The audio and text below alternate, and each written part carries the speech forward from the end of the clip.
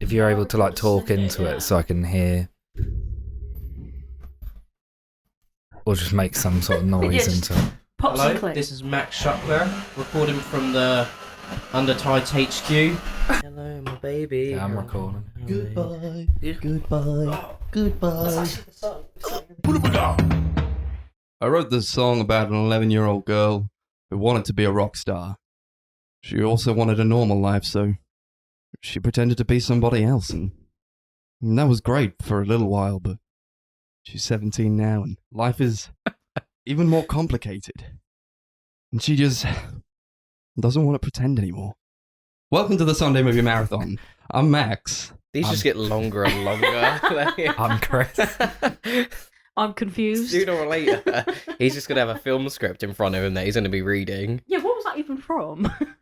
And this is episode 58. And we've got a special guest, a returning special guest. It's me. It's Connor. I like I just said it's me, like everyone like just knows who you are instantly. That was from, the great movie of our time, Hannah Montana the movie. I was just quoting Darcy. There was the part where like she takes her wig off. She goes, "Look, it's me, Miley. What's her face? It's me, Cyrus. Miley Cyrus." And everyone's like, "Oh, Don't act this as if is you don't know brave. her last name. is Shit, it? what is it? She's Cyrus. called Miley Stewart. It's in the Stewart show. in the show, wasn't Is she? it? Yeah. Is it? Miley Stewart in Oh. the show. Yeah, they like changed everyone's names apart from hers and her dad's. Well, did they? Is he I still think his name was like Ray slightly Cyrus? different. I can't remember. It might, yeah. I think it was like Bobby Ray or something. in the show. Isn't her brother played by like a 30-year-old? Yeah. He's supposed to be a teenager. Yeah. Oh God, what a classic show! Pivotal show in my childhood, at least. I used to watch it quite a lot. That and Sweet Life. Yeah, I Yeah, watched Sweet Sweet Life, Life yeah. more. Sweet Life of Zack and Cody. Sweet Life on Deck. That's No. so Sweet Life of Hannah Montana. Yeah. Oh, that, Where they did like the crossover with isn't it? Hannah That's Montana So and Raven. yeah, and That's So Raven. Then Oh, they did Sorry, the what? Sweet Life on Deck, Hannah Montana, and Wizard of Waverly Place crossover. Okay, I did as well. All right, What- I was definitely did too old they? for them. Yeah. I don't know what any of that is. Was it any good? Oh, it was like the Avengers of that time. I was gonna say it was like Disney's Avengers, but That's I mean Avengers is Disney's Avengers. They own everything. That was an epic moment, a seminal moment in Maybe in my that's what we were childhood. missing in Avengers Endgame if a portal opened up and just fucking That's So Raven popped out. Start I beating saw this coming. Thanos up. Yeah. I saw this coming. How we all been? We were doing this in person for once. This is weird. We're hoping to do it again, maybe hopefully soon, but we'll see. Because we thought it was a special occasion. Mm. We get like 4 people on the cast. And we actually have like a decent interface to do it with. So Yeah. we're all here. Very dusty. Yeah, but it's whatever, innit? At least it works. Mm. We pray, fingers crossed. I'm just hoping Darcy's face mask Yeah. light clamp doesn't Yeah, fall off halfway through. I'm not. I mean, I admire Chris's like improvisational It's gonna be skills so here, funny. but So, if Chris hasn't checked it properly and Darcy's recording the whole way through, it's just like just muffled Sound mess. like Bane. Yeah. No, he's already tested it though. It So just like sounds a little everything bit is loud. going wrong with Darcy's mic today. Like the stand keeps falling off the table, and I forgot to bring a pop shield, so I just put a face mask, Goddamn. wrapped it around. This is on what there. happens when you're the weakest on the pod. Well, this is what happens. Darcy, you can take the face mask off, but just avoid using any words like T, P, Q, B. I may as well just leave. Just don't say any like, how do you think the movie was? Yeah, it was alright. You can say that. That's fine. Well, yeah, I don't pronounce my T's. Actually, I am the perfect person to have this, to be honest. No, because you still pronounce your P's and B's. Well, yeah, but I can. Damn. Dickheads. So we're talking about some movies today. We all picked a movie. What do we got? Oh, fuck. What did we do? There was a lot. My mum We asked me did, that like- earlier, and I had to go. Didn't you Chris, have- what We did did you Punch watch Drunk this week?" Love, we did The Climb, we did the... Prestige. And then we danced, and then we did The Prestige. And Well, think- then we danced was a bit of a nightmare minefield to get through, wasn't it? When we Yeah. started Well. watching that. Well, we'll Yeah, get to that We'll get to later. it. We'll get to it. The kerfuffle that was that movie. Chris and I are going to talk about a movie that we watched as well. Darcy, you want to talk about like going to Brighton? Hell yeah, we went to Brighton Yeah, we last did. Friday. Oh my god, it was last week. Yeah, a week ago. Do you know today. what? It 3 actually, weeks ago, we went to Brighton as Yeah. well. it's kind of scary how like time kind of flies because I was like just sitting, I was standing there earlier thinking about because Shikari are doing a show tomorrow, I believe, but I thought it was last Saturday. Yes, They we probably saw, had one last Saturday. we but... saw Enter Shikari. Oh yeah, we did see them last Saturday. I'm getting on. And they were, No, it was last No, it was Friday. last Friday. Yeah, no, I thought that. Oh, never mind. Yeah, you because know it was what? I'm Black losing Friday. it. I had to come straight from work. Yeah, I bet that was fun. He actually got there before us. Yeah. What the fuck? It's because we were just at pissing around in Zizzi's, Brighton. yeah. Yeah. And it Having a took whale of a so time. long to get food because I don't know. Maybe they just forgot, or I don't know. It just took us ages. They were like, "Oh, let's get like pizzas," and then it just took forever for them to. Because it's all out. like on an app, or like you do it through their website. It's easy, isn't it? But then like our table wasn't registered to their like website, Apparently, so you we have to- couldn't order to our table. Yeah, you have to activate You a at table. Wetherspoons? It's easy. Shit, would have just gone to Wetherspoons, mate. I think Aye. the nearest Wetherspoon was nowhere near where we were. I know there is one there because me and Chris have been there before. See, I brought my passport with me today just in case we make a spontaneous trip to Brighton. What, just tonight? Yeah.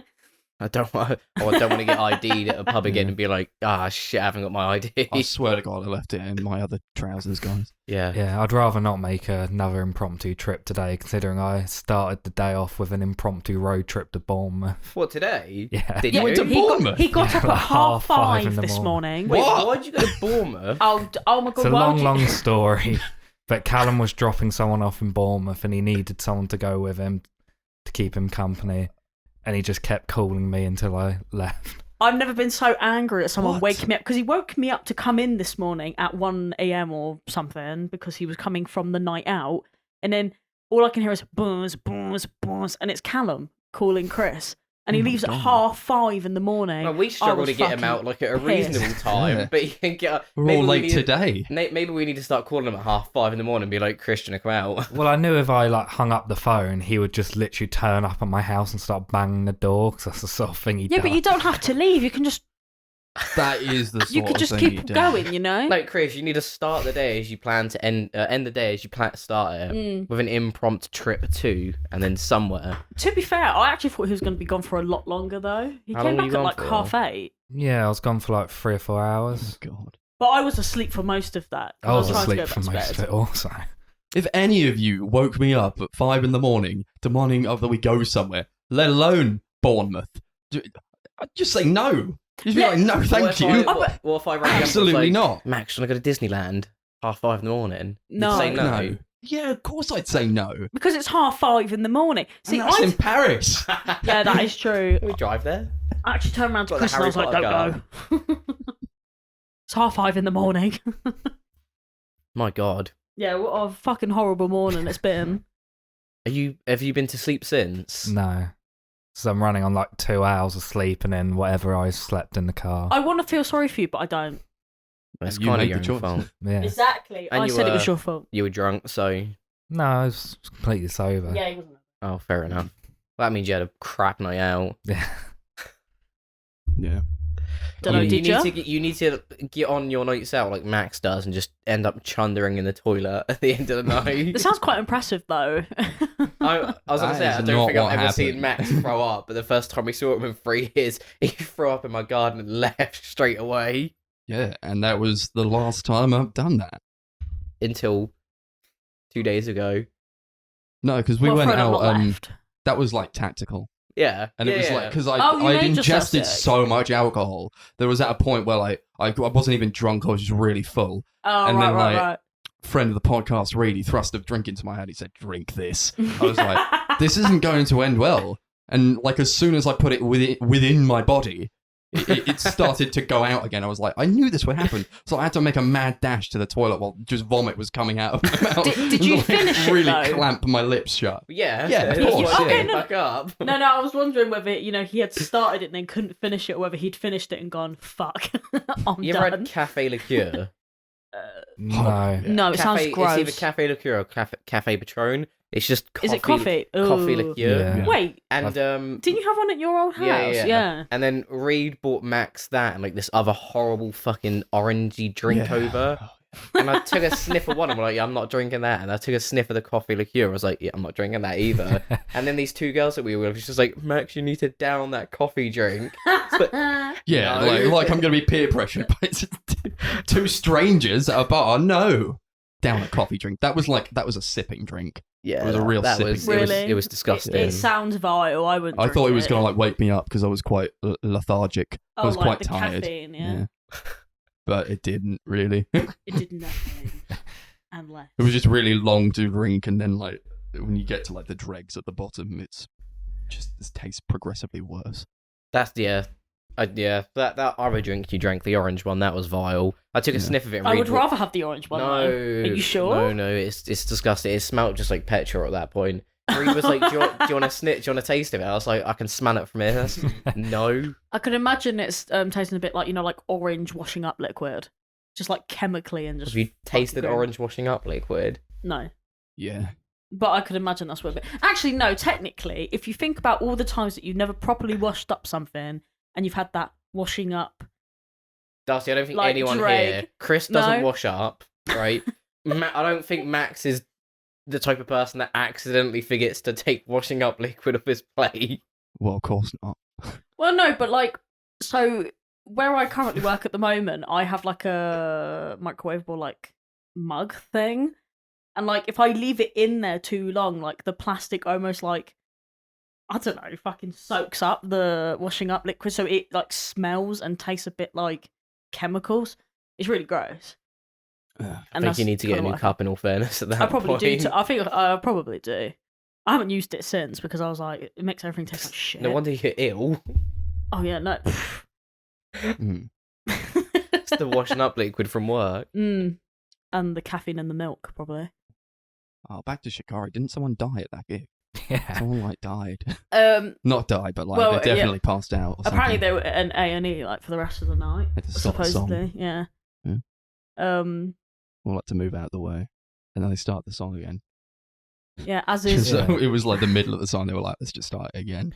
To be fair, I did appreciate that they stopped it like Yeah. so soon after like the Travis Scott shit. It's like important, I think, for bands to care about the fans and stop when this sort of thing happens. I agree. Yeah. Mate, it's when you remember when we went to download and we were at the front for A Day to Remember? It's like when Darcy was talking about like the Sleep Token gig and how bad it was. Not because of the band, just because of like the audience. It just reminded me of how bad that A Day to Yeah. Remember's audiences were.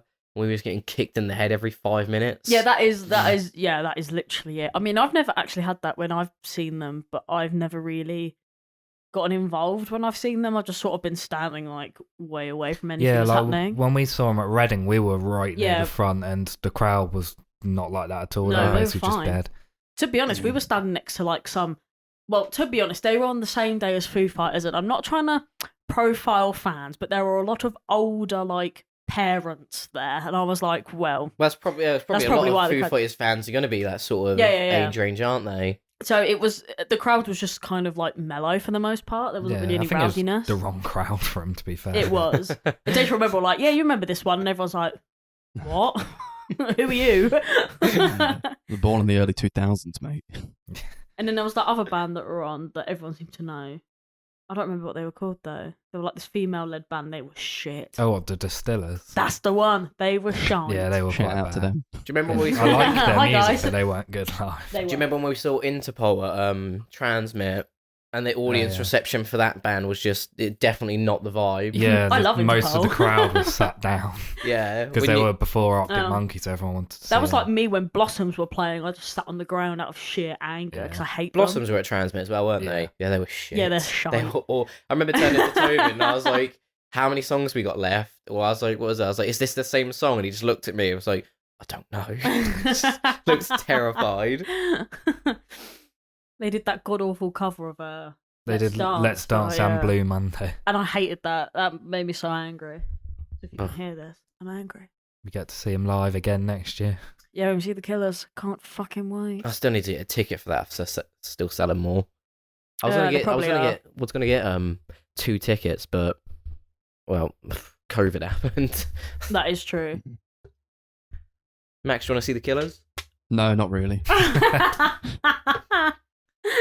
Good thing I won't buy you a ticket then. I like the fact that every time we ever talk about something on the podcast, it always sounds like we hate everything. Yeah, well, we I'm do. pretty sure I've mentioned that before. Nah. Well, we don't, but You Just rate a lot of things movies shit. relatively highly. You definitely look at some of them. Yeah, a couple. a couple, only a few. We just have more bad experiences than good ones. That's all we could talk about. Yeah, but I suppose. at one point you were like, I'm intentionally going to pick a bad movie because we've had too many good ones lately. That was ages ago. Yeah, now we actually Now we should do go the other complete way. opposite. Yeah. There's too many good ones. Yeah. They end up being bad. Now it's like I have to pick something unintentionally bad. Like, yeah, I really want this one to be good, but it's just Please. terrible. Please be good. Why wasn't Shrek the musical better? Shrek? Oh my That was- god! I remember should have been great. I remember having to watch that watch that for the episode, and it was the last one that I had watched for that week, and like I put it off for so long because I just watched the first 5 minutes, and I was like, "This is shit," and then I just watched it. That was like, the last one you did as well. yeah, and then I when you watched it at left. 1.25 Do you know what? speed. That's what it was. That's what 1.5. broke him. Like Chris was like, "Oh, I'm watching Shrek the musical," and I said, "Actually, hold on a minute. I'll watch it with you." Like we watched it over the phone because COVID was a thing, as if it's not still a thing. And I was like, "Okay, this is gonna be really funny." It wasn't. It was the worst thing I've ever seen in my whole life. I don't think the people understand just how mentally scarring this podcast can be.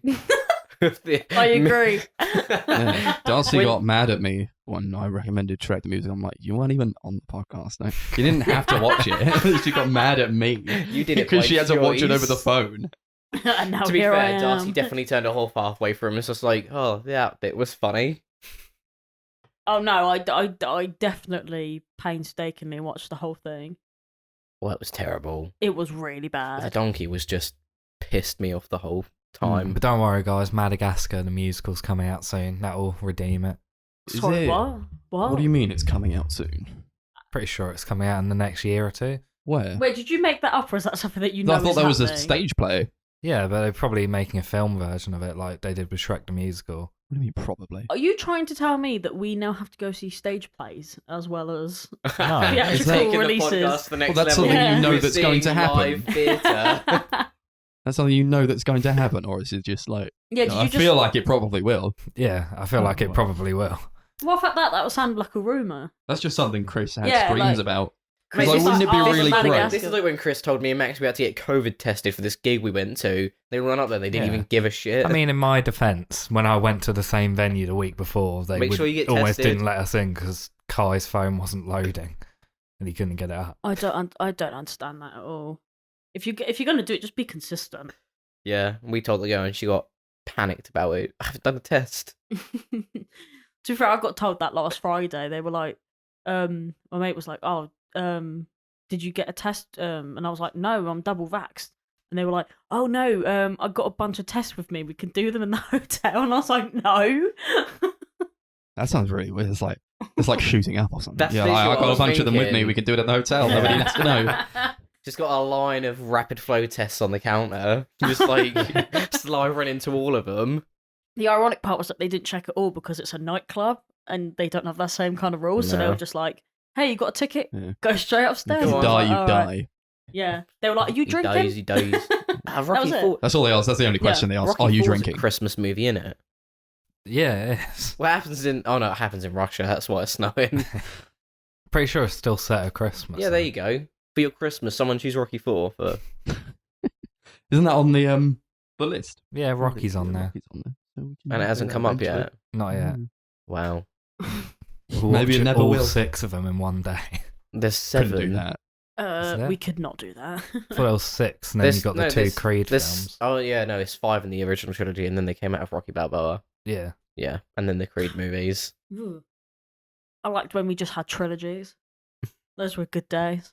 The Bourne trilogy. Anything with only 3 movies. Don't worry, next week we've got that. Yeah, we got What, the Bourne next trilogy week. again? Yeah, we got. Yeah. We're It's like a gonna do it retrospective. again. We're doing. We're No a bit opinion too will harsh change. on them. They're just gonna have to re-review them. Maybe Paul Greengrass is a genius. We don't know. Should we jump into the first film, Matt? Let's do it.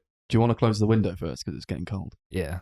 I love that. So, Chris, open the window. Nobody It's can getting see hot it, in but here. Now it's cold. getting chilly in here. I had to Mm. teach Chris the other day how to close my window and open it. Yeah, He's having trying quite the trouble. Why does that not surprise me? Yeah, watching him open it, it was like, it was an experience.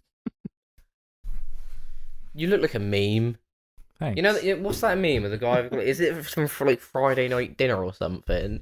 And the guy with the glass on, he's got the Well, Mark Oh. Heap. yeah. The neighbour. I think so. Oh my yeah. god!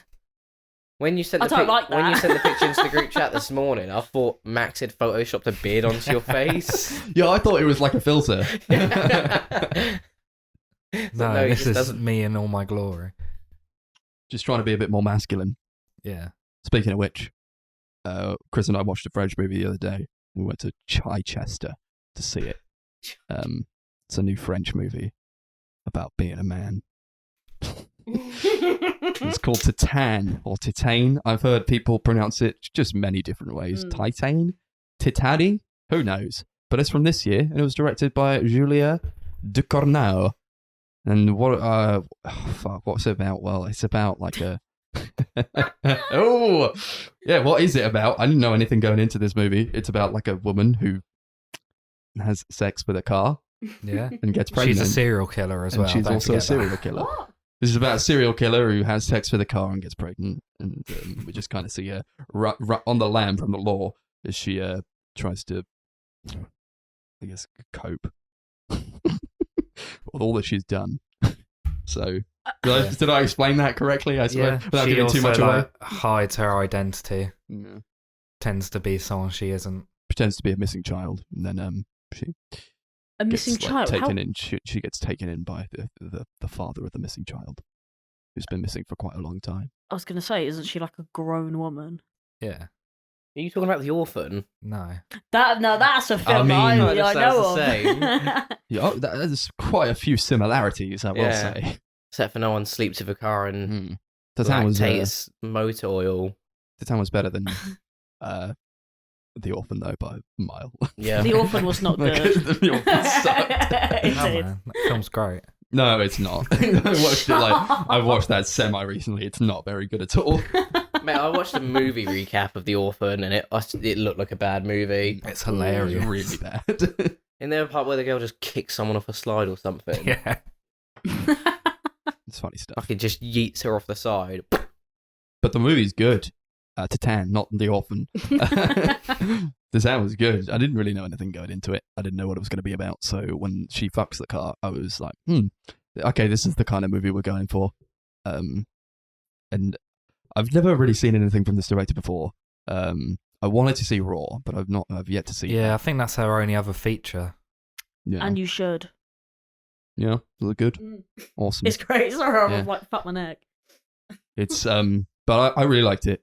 I don't love it like as much as like everybody else does, I think. Probably due to the fact that it's going for like an overt metaphor for like toxic masculinity and like gender roles and how we perceive people in terms of that. It does work really well for the movie, but I think maybe it doesn't do much more with it than I thought it might. I don't know if you feel the same way, Chris, because I don't think you do. No, not really. But no, I completely get what you mean. I don't think it tackles the subject in the most like deep way. It is pretty on It's the not nose. subtle, yeah. Yeah, it's not subtle at all. But I think it handles it all really, really well. I think the film is very, very strange, and I think it works in the film's favour. There's like multiple bits where you can kind of tell that the director's just kind of knows it's quite silly and over the top, and it's just running with it. It's very funny. Yeah, it is really funny, but like especially like the scenes where she's like having sex with the car and Yeah. the fire engine later on. It's just very ridiculous. Yeah, I almost wanted more car fucking. Even like the scenes where she's like brutally murdering people are kind of funny as well. Yeah, she has to well, spoiler alert, let's say, so I'm not sure anybody here cares. So like there's a part where like she goes to Well, I'm not watching this movie now, am I? she like he goes to this girl's house and like she just has to kill everyone there for some reason. We don't know why. Just It's have just like to, guys. I just feel have like to. this is what I would do in this situation. So she goes and she kills the girl. Oh, Darcy's mic just fell off. That's all right. So she kills the girl, and then it turns out that she has she has housemates, so she has to kill all of them, and it's just like this long-winded thing of like finding more housemates that she has to kill. Well, she's just got like the impulsive urge to kill. You're not gonna... Yeah, it doesn't really explain why she does it, which I was kind of hoping for maybe like a bit more from that. Like hoping like it would explain a bit more of her motivation, but like maybe that's what I would have wanted more from the movie. But like she just kills people and she's like, that's that, and then she leaves. When I don't feel like she should have been able to. She's not like super strong or anything. All she's got is like this chopstick that she kills people with, and One like, chopstick? Yeah. She's not. Yeah, she's not like. The fuck? She's not hench. She doesn't work out. She's pretty skinny. How is she able to take out all these people? Well, that's probably it though. Like Mad skills. when people start getting murdered, no one's gonna run up to the person with a knife. The common person will just run away. Well, this is a chopstick we're talking about, Connor. Throughout that whole It's explanation like a as metal well. chopstick. It's not like a. Throughout like a that whole wooden one. explanation as well, I'm pretty sure I wouldn't want. Darcy has been so confused of why this figured fox has a different coloured tail to skin. Oh yeah, She's so confused. So funny. The tail was a different colour to the whole body. Yeah, Now, from the while you were Kinder Egg. explaining that really sophisticated, in-depth film, Darcy was looking at me like, Whoa! Look at this! Look at this fox I found in a Kinder Egg. that's dark orange and that's light orange. What's going on? He's a G. I love him. Stop putting stuff on He- the mic, it's going to fall off He's again. my Green Knight Fox. Yeah. I kind of went into the film expecting it to be like quite a disturbing horror movie because that's kind of what it seemed to be advertised as. But most of the movie is like a really like slow drama mostly about this guy who loses his child and has someone come in that he thinks is his child, and he's just like trying to connect to it, trying to like do all the things that he thinks he's missed out. And I thought all of that stuff was really, really good. I like that a lot. He was like trying to be a very masculine, very much a man's man, which I think I got more from the movie about like toxic masculinity. He's like a firefighter. It's quite a masculine job stereotypically. I felt quite bad for him, honestly, that he felt like he had to put up this kind of facade in order to like portray himself as someone who's stronger than perhaps he is, because he seems quite lonely. Yeah, he's like constantly doing steroids in the bathroom. There's like that great scene early on when you first see him where he's like working out in the fire station and he can't do all the lifts he wants to do and he starts like basically just cursing himself. I thought all of that stuff was really great. I feel him on that one. Yeah. It also, like, I think you can do, like, metaphor like this in a really clever way. I think it is quite clever, honestly. And I think there's probably the fact that it is so overt, maybe it does need to be. I think of something like Princess Mononoke has it, like, wears its, like, metaphors on its sleeve. It's, like, so clearly about something and it needs to be about that. And, like, that's what you should get from it. And I think that's kind of what Titane was doing. Which I quite liked, though maybe, I don't know if I would want it to be more subtle, honestly. I think that's just what it was kind of going for. You get like a lot of like, you said it was more to do with like drama, but there was like genuine like horror moments, really disturbing shit, lots of body horror. Like she like has to break her nose, or like she punches herself like over and over again to try and like look like this other guy to escape. It was horrible. Yeah. Just like over and over again. So basically the entire audience we were with seeing this film were about like 70. And when that happened, like I was like, if people don't walk out during this, like I feel like they're all asleep. Yeah. It's like lots to do with like I guess the defamation of her own body and like how she treats it.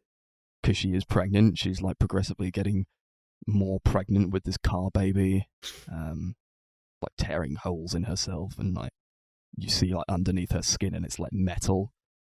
She's like clawing at her own skin a lot, which kind of gets to me a bit, like in terms of I don't, if you do like self-harm in a movie, it needs to be handled in a certain way, and I think this was handled like really well because it kind of gets that shocking nature across without seeming like exploitative. Yeah, there's like multiple shots of her like standing there naked and like her entire body is like covered in scratches and cuts and it's really horrible. It's like martyrs or something. Yeah. It's horrible, yeah. I did feel it kind of stagnate a bit when she decided to stay with the dad. And I know that's what it was kind of going for, to have her like not keep running. But like almost that's kind of what I wanted. Maybe that would change on a second viewing if I knew what I was going in for. But I kind of just wanted to see her like running from the law a bit more and meeting other people, maybe killing a few more people. I don't know. But then, it's trying to depict like that as a place where she feels at home for half of the movie, which I quite like as well. Yeah, I definitely agree with that. I kind of wasn't really sure what to expect, so when it like suddenly turned into that, I was like, okay, it kind of knocked me for a loop a little bit. It took me a little bit of time to like really get into what they were doing, but I definitely ended up really enjoying it. Yeah. Did you feel like she was a relatable character at all? No, not really. I didn't really find myself attaching to her, just because she's like killing a load of people. You don't know why she's killing a bunch of people, and that's kind of a minor tick I have with the movie. It's like, I'm supposed to like relate to this person who's killing a bunch of people. I don't know why she's killing a bunch of people, and now she's like attached herself to this dad character. Why do I care if like she survives or if she doesn't? Oh my god! Right, I thought you were talking about Darcy's recommendation for a minute there, and I was like, I literally do not remember any part of this movie. But you're not. Wait a second. And at what point we were just going to sit here and Oh, just not jump in at all? You thought we'd skip three movies in. So the beginning of just the skipped beginning as of the well. conversation, I was like talking about that, and then I'm just messaging my friend, telling them that I'm going to be late for the gym, and then I got back up and was like, oh, this is a French movie still. I was like, oh, there's no murder in this movie. It's just about a guy dancing. And then it clicked. You know when you have like a brain fart for like 2 seconds, you're like, what? That was me. I mean, I know I haven't seen the film, but I feel like there would be almost nothing relatable about a murderous woman who's having a car baby. I don't know. I just feel like, is any of that relatable to anybody? Like the relatability factor kind of more stems from like the themes, the thematic resonance with like a lot of like metallic stuff in there. Like she's giving birth to like a car baby. She's made out of metal. Do you see the car baby? She fucks a car. Yes. You do see the car baby, I but wanna it's see the not car like what I baby. wanted it to look like. It's just Really? a baby No. with like a metal spine. I thought it was going to be like a But car. like, I thought it was going to have like a license plate. I thought it was going to have instead headlights. Of eyes, it's just, instead of eyes, just it's like a small car. headlights. That's so upsetting. Gave birth to a mini. Drive right out of her. Yeah, no. I'm actually disappointed more about that. Darcy's actually not going to watch it now. But I think, yeah, thematically, I quite resonate with it in terms of like what it's trying to go for with its themes of masculinity. Like men like cars, right? So yeah, she's fucked a car and like she's turning into a man. There's a lot to do with like, I think, gender norms and maybe transgender type themes going on there as well. Yeah, I completely agree with that. Yeah, she's like she's trying to go down on a girl, but like she won't do it because it's flesh. So like she'll suck on her nipple ring, and her nipple piercing because it's made of metal. 'Cause it's metal, right? Okay. Should we talk about this other French film that we decided to watch? French. Was it French? What? Got No. 2 other What are you movies talking before we about? get there. We watched Darcy's one first, didn't we? Yeah, but we're doing it in order of how we normally. Yeah, Oh, so it's going to be Chris's, right. mine, and then Darcy's, and then yours. Oh, okay, right. Sorry, yeah. And also, No, the that's film's fine. not French. Isn't it? It's not. No. It's from Georgia, Oh, fair enough. My Yeah. bad. but it's made with a French production company or something, so it's Mm. technically kind of French, Okay. but it's not in French. So I guess to like cap off this discussion on Titane, Cool. I think Yeah. it was a really good movie. It's not like, I don't think it's one of the best from this year, but it's really entertaining. I don't know if I would want to watch it again anytime soon, but perhaps sometime in the future. I do hope it comes out like in the UK in terms of like physical copy or like on streaming services, because I'd like to watch it again. And I think it's not for everyone. No, not everyone wants to see a woman fucking a car and then like getting pregnant from a car and then abusing herself. It's pretty hard going, but I liked it. It's quite absurd, very humorous. She lactates motor oil, And like all that stuff with like that and like her fucking the car, the baby being born. Even though it's like a horrible scene, it's still funny as fuck. It's like she has to kill everyone that she sees, and there is comedy in the absurd here, which I really like, because you don't really get to see this kind of thing a lot. No. It's quite unique. Yeah, there's a lot of really great tonal shifts throughout where it can like switch from being like really horrifying to like being like genuinely quite heartwarming. Yeah. Should we do it out of I don't know, Cars? Sure. This is actually, I think, my favourite film of the year. I really, really loved it. If I wasn't so exhausted and actually wrote notes, I'd probably have more to say about it. So maybe one day in the future we'll have to talk about it like properly in depth. I think I'm going to give it 10 cars out of 10 for now. Yeah, it's a movie to show to other Good people. shout. Show to the family. Yeah. Maybe get together on Christmas. You watch that movie with your family. Yeah, watch it with grandma. She'll love it. Mom, I really want to just film about a car getting fucked. Turn off Santa Claus. And really good imagery in terms of that as well. Ooh. What are you giving it the And max? she's being fucked in the car, by the car. I'm like, what's Wait, happening what? here? Like the car Oh just my shows God. up and I'm like, what? And she gets into the car and then like it starts rocking up and down. I'm like, is what is Wait, what, does it happening? just- Is what I think it's happening is actually happening. So And then it what- was. So I guess like But like, how's it get introduced? Does the car just turn just turns up. Oh. She's like in the shower and then like there's like an open door and then she like walks out and she's like naked and dripping wet from the shower and then she just goes into the car and it starts rocking up and down. That's how babies are made. Yeah. 8 cars out of 10. It's a good one. Before we carry on, I think we need to plug Darcy's laptop in Well, why does that? Do you want to introduce the first film then, Max? because it's my film. Oh, is it? We just told you. It goes in order of Chris, Max. Okay, Darcy, it's been about This a year bitch, since and I've you. consistently done one of these. Right. But if you listen every week, the order is almost the same. It clearly does. I'll be honest with you. I watched the episode in a random order, so I'll just skip to the That's third nice. film and then go backwards. So these. I actually don't. I don't know what to say. What about What? what I said? Yeah. What? Why would you do that? I watched the episode in reverse. I'm trying to, He's chatting shit. You're chatting and shit. I don't even mean I just watch it in reverse. I mean the audio is also in reverse. I can now speak fluent Max, Chris, and Darcy backwards. I like that. Would it be funny if Chris was just like, guys, I've got my head stuck in the table. Max, how did you get out last time? I was waiting for him to like electrocute himself because that plug runs pretty high.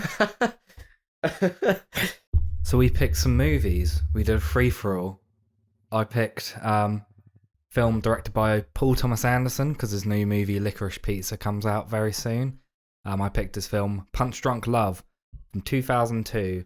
Basically about a guy called Barry Egan, played by Adam Sandler, who's like this really socially awkward, possibly autistic business owner who ends up getting in this huge like battle with a group of scammers who basically pose as sex line workers at the same time as falling in love. Yeah. This movie was hilarious. It's like a very strange plot that's like all over the place. It's kind Yeah. of hard to describe. It's kind of like loads of things at once, but then isn't every movie like that, to be honest? I don't know how to talk about it. I just want to say my best Um, parts, but at the same time, I'll just be skipping through a bunch of the movie. Yeah, that's fair. But like what I said to you guys when we were watching it is like it seems to be Adam Sandler's only good movies are the ones where it just feels like there's a million and one things going on. And the movie just makes you incredibly stressed. It is so stressful. I mean, I actually liked it a lot more this time around because it's my second time watching it, and I liked it the first time, but I felt like I didn't really get why Chris was like, "Oh my god, this is like one of the best movies ever," and I'm like, "Is it though?" And I watched it again, and I was like, "Oh, actually, yeah, I had a good time." Yeah. It might be one of the best movies ever. I thought it was funny. I don't know. Is this the first time you've seen it? Yeah. I think you should watch it again because that I had this sort of feeling the first time. I was like, Yeah. "Oh, I don't know." But then I think like when you watch it again, you sort of like pick up on things that you didn't really like see the first time. Yeah, first makes time I sense, watched yeah. it, I liked it, but didn't love it. And then Mm. second time, I was like, this is incredible. Well, it's like a sensory explosion, isn't it? It's like It's- just the Yeah. music's always going. The cinematography is like just smacking everywhere with the camera. Is going, oh, I've got to go here, I've got to go there, and like they're all like running around all the time and constantly talking over each other.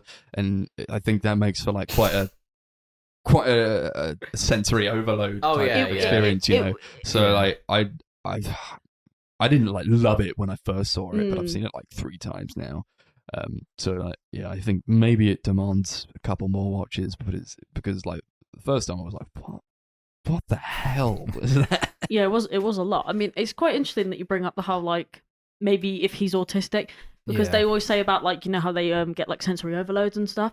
And I feel like this film is just like an outward reflection of like maybe how he experiences Yeah. stuff. Like everyone's just fucking loud, and he's always chaotic, isn't he? Like he's always doing something really weird, and I don't know, like when a lot of stuff's going on, you get overstimulated. Like I Yeah, feel it's like that is the, what the this film wants to presentation do. of the film reflects Yeah. the mentality of his own mind. Yeah, definitely. Yeah. I think they like do a great job of like putting the audience kind of in his shoes, Yeah. making them feel exactly how he feels. Because like there's just like constant insane tension in every scene. There's like everything's so fast paced. The music's like very percussive at points, and like every character's like putting constant pressure on him and like making more and more anxious. And I think they do a great job of like pushing that onto the viewer. Yeah, like even the more calm scenes, like where he's like talking to like a woman on the phone, you just feel like secondhand stress for him, like or embarrassment. I don't know, like when you like, it was almost like cringy to watch, but I felt kind of bad as well because I feel like people are genuinely like that, and I feel like I should be Yeah. cringing, but I am. It's because he almost like doesn't understand how to talk to people, so he's like, as he's speaking, he seems to be getting very confused about all the situation, and that in itself makes you stressed out. It's just that phone call was so funny. Yeah. She was like, "You naked?" He's like, "Nah, I got my clothes on." He's just lonely, I think. He just wants someone to Yeah. talk to. And like even then, like the camera seems to be on like this pivot where it's just going like from one end of the room to the other at all times because he's like, I guess anxious or like he doesn't know what to do with himself while he's on the phone. He's just like moving around the house or the flat. That also kind of I think it shows like a sense of anxiety. Yeah. That really as well. resonates with me because whenever I'm on the phone, I constantly move. Like I cannot sit down or be in the same room as someone else if I'm on the phone. I have to get up, go outside, or walk around. I can't just. Darcy's actually be in walking one around the place. kitchen doing this podcast at the moment. I mean, it's all right now because I'm kind of, I don't know, because I'm only talking to you guys. It's just being recorded, if that makes sense. I'm just chatting like I normally would. But if I'm on the phone with someone, for some reason it feels different and I can't do it. It's really weird. But I don't know, does anyone else do that? Does anyone else like start walking around the house? But I have like, my anxiety used to be like really, really bad. So I used to just walk around anyway, and now I think it's just conditioned. No, You I just just keep don't doing it. answer the phone. I just Yeah. put See, my- now that is the There's type like a of person I number want to that be. comes up on my phone, and I don't know what it is. I'm like, just let it ring, and then I Yeah. Google the number. Yeah. Oh, I That's do nice. that if I don't know. That happened to me this morning. I got a call, and like on some calls it tells you the location of where you're getting called from. It was just I thought it was like Universal Credits, but then below it was just like it was coming from Glasgow. Yeah. It's like I don't know. Yeah, I anyone get from that Glasgow. sometimes. Yeah, I mean, I don't answer the phone in most situations, but if I have to answer the phone, then I'm like, The funniest part of this movie, which just had me burst. This movie was incredibly funny. I'll give it that. was. It's just when he goes like a stressful part for me is when at the beginning of the movie where he's like at work and he's trying to sell this plunger. Yeah, the unbreakable plunger. Right, but it's like he gets a phone call from his sister, and then another phone call from another sister, then another phone call from another sister asking him the same questions, and you can tell he's just really awkward at even talking to his family. And then he comes back and he's like, "This is the new unbreakable plunger." And he picks it up, just smashes it, and it just breaks Yeah. into a Talk million about pieces. how fucking annoying would that be? I know we mentioned this before when we were watching the film, but how annoying would it be if you were at work and someone was constantly calling you one after another after another? Honestly, I just wouldn't answer it. I wouldn't do it. I have like 6 siblings, and if any of them tried calling me that many times, I would just turn my phone off. Yeah, it's I was just like, not or put right, it on is like it? airplane mode because that's just annoying as And the hell. thing is, if you're at work as well, I feel like, well, maybe they don't know that, but if you're at work, wouldn't you just be like, I'm at work. I'm not answering this because I think they do know that, but they painful. don't care. Yeah. Yeah. Well, you can tell that because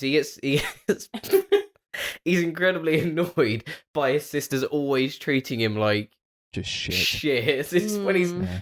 Oh, we'll get to that bit in a Yeah. bit when he's on the phone Yeah, in it's, Hawaii. It's interesting you mentioned like the unbreakable plunger thing that he breaks, because that I think feeds into like this Superman allegory. There's like a theory that Barry's Superman. He's like super strong. He wears blue all the time. He's got this same suit on, like blue like Superman.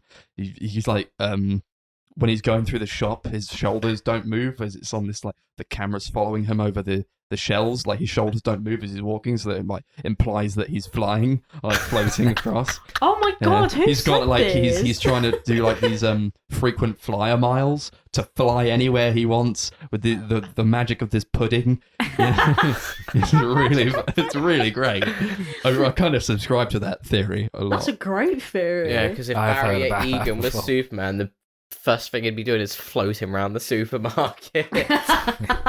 It's funny because I could imagine that as well. Because I feel like it's one of those films as well where where it could just happen.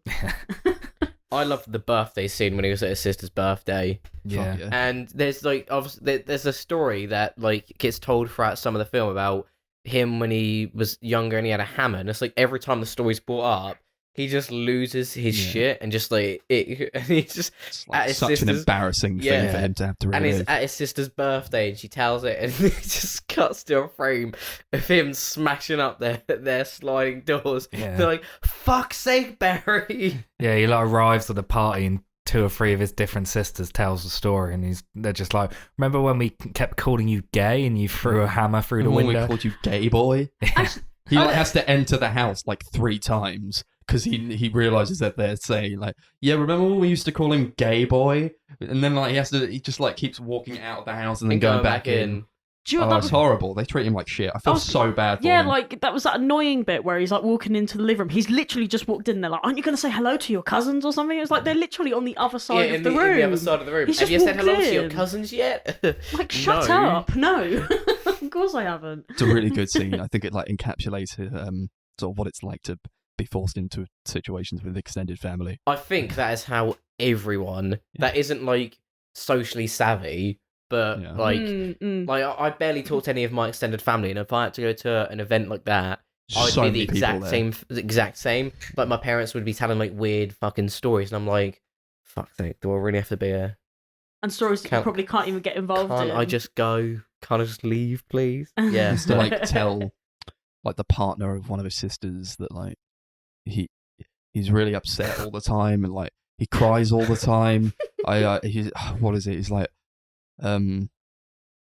I don't like myself sometimes. I don't have anyone that I can talk to about things. I think that's why he calls up the sex hotline, because it's like, yeah, he just really doesn't have any friends. He's such a lonely guy. He says, I don't know if there's anything wrong because I don't know how other people are. I really quite related to that a lot, I think.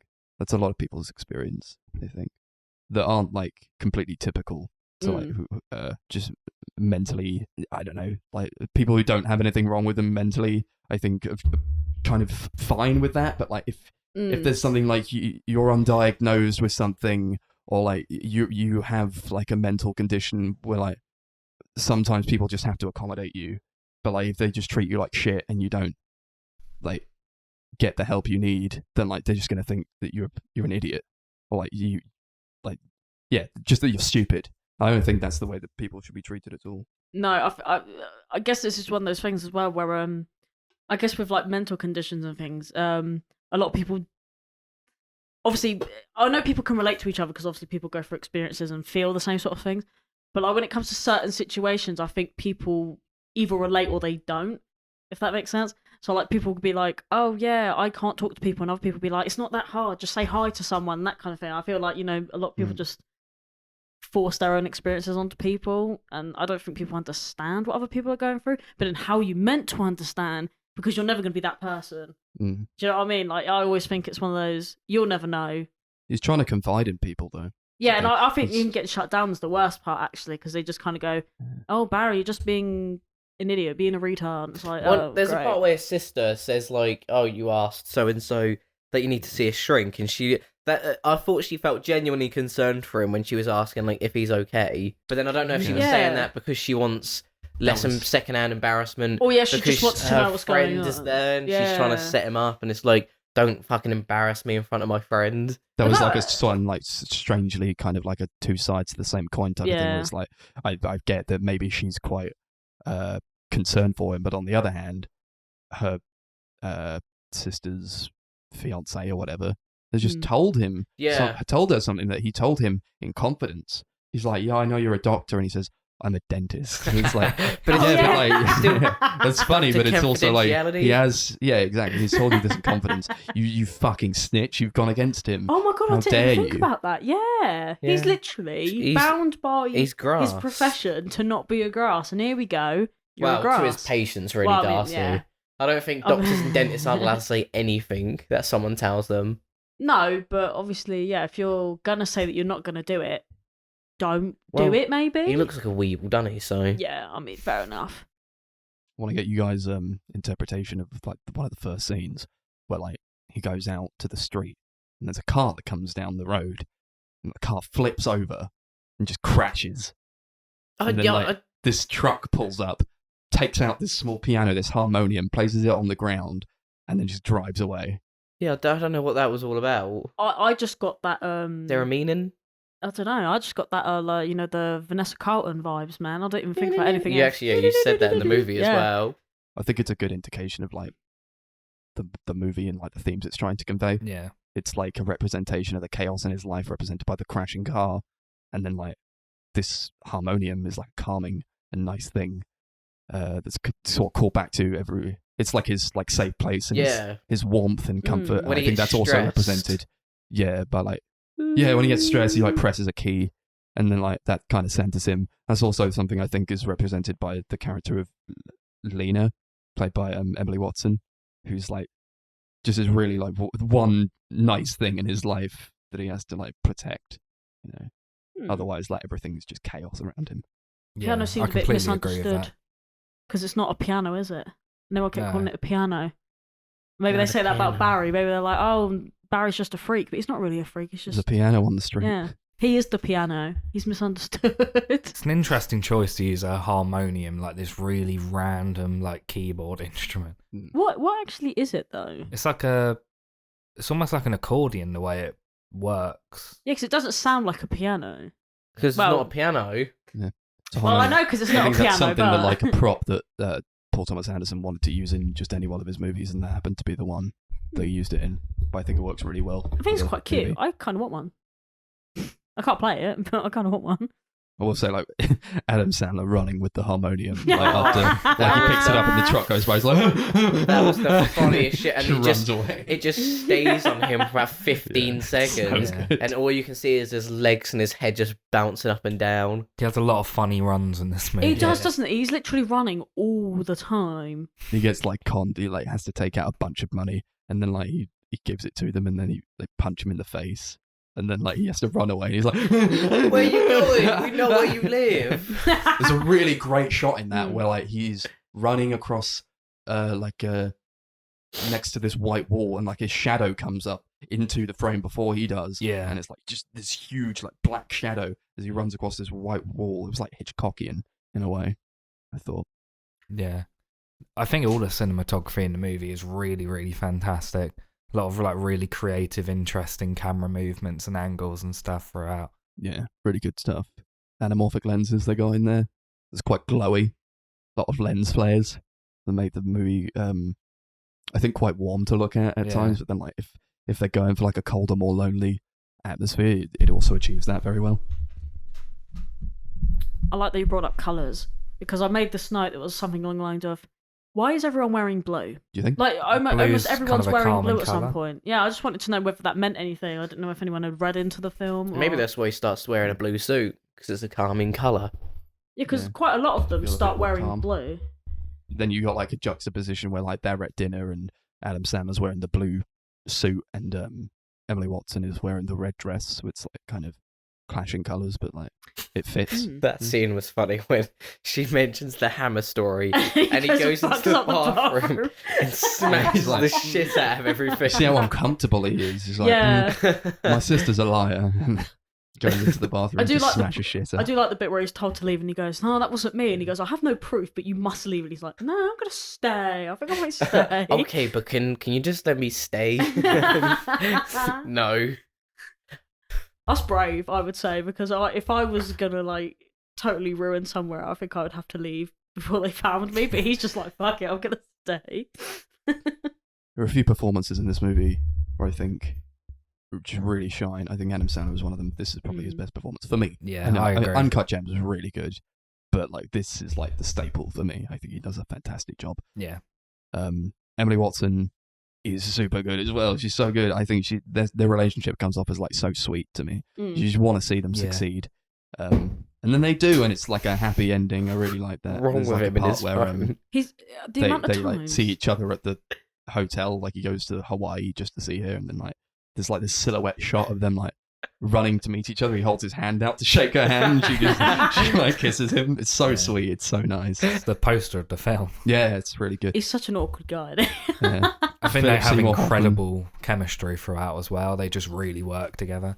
It's so good. But you can tell they're both just as socially awkward as each other. Do you know what? I was thinking that in my head. I was like, they were so awkward. Yeah. But at the same time, it was quite cute. It was like, They like level each other out. yeah, it was kind of Not like like- watching one of them shows where people are like dating for the first time and they're like, oh, I don't know what to do. And they don't know what to do. And it's just like, it's kind of horrible to watch. But at the same time, I'm like, oh my God, yes. It's like that scene Do- where do like things. she's lying on top of him, and like they say like, "You're so cute. I want to scoop your eyes out and eat them. I want to crush your face into a million tiny pieces."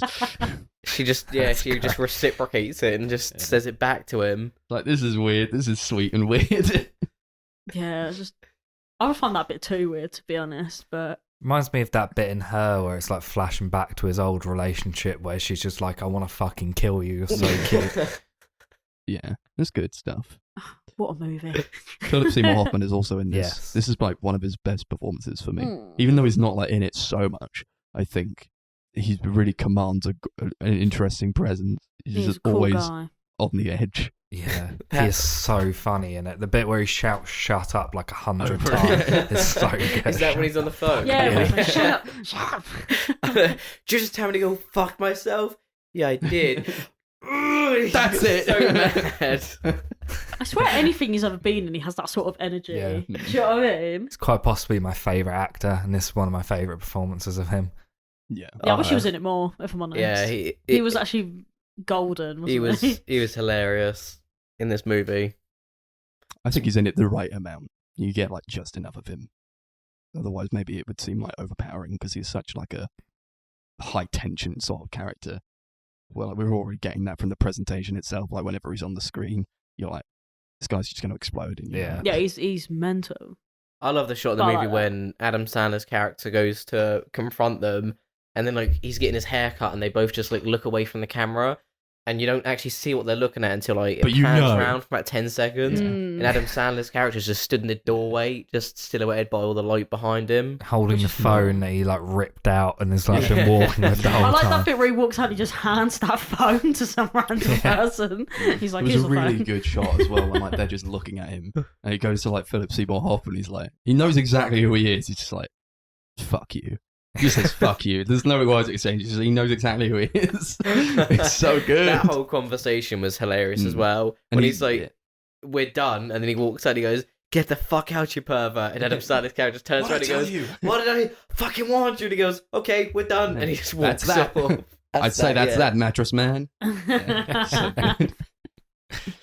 And that, like, you mentioned the holding of the phone. It's like he calls I think he's at work and he like has the phone on him. He calls up Philip Seymour Hoffman, and then like he just keeps holding the phone, which happens like twice in the movie. And he goes to the mattress store. I don't know where it is, but it's like really far away from him. It's He's just another like been state of holding the America, phone yeah, he just the whole travels- time. Travels to another state. He just shows up with Yeah. a phone in his hand. And then when he's completed his task, he's like stood up for himself. Finally, he's become Superman. He's done everything he needs to do to have his full character arc, and he lets go of the phone.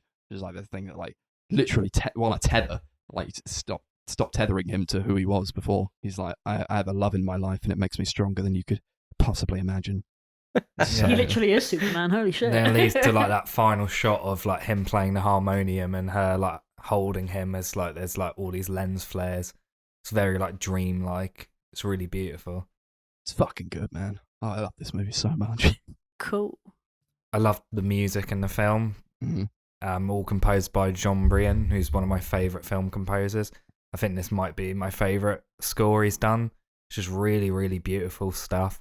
He wrote a lot of like words for some of the songs that you hear throughout. There's one song called Here We Go, which is like genuinely one of my favourite songs. And it's just really, really beautiful stuff throughout, I think.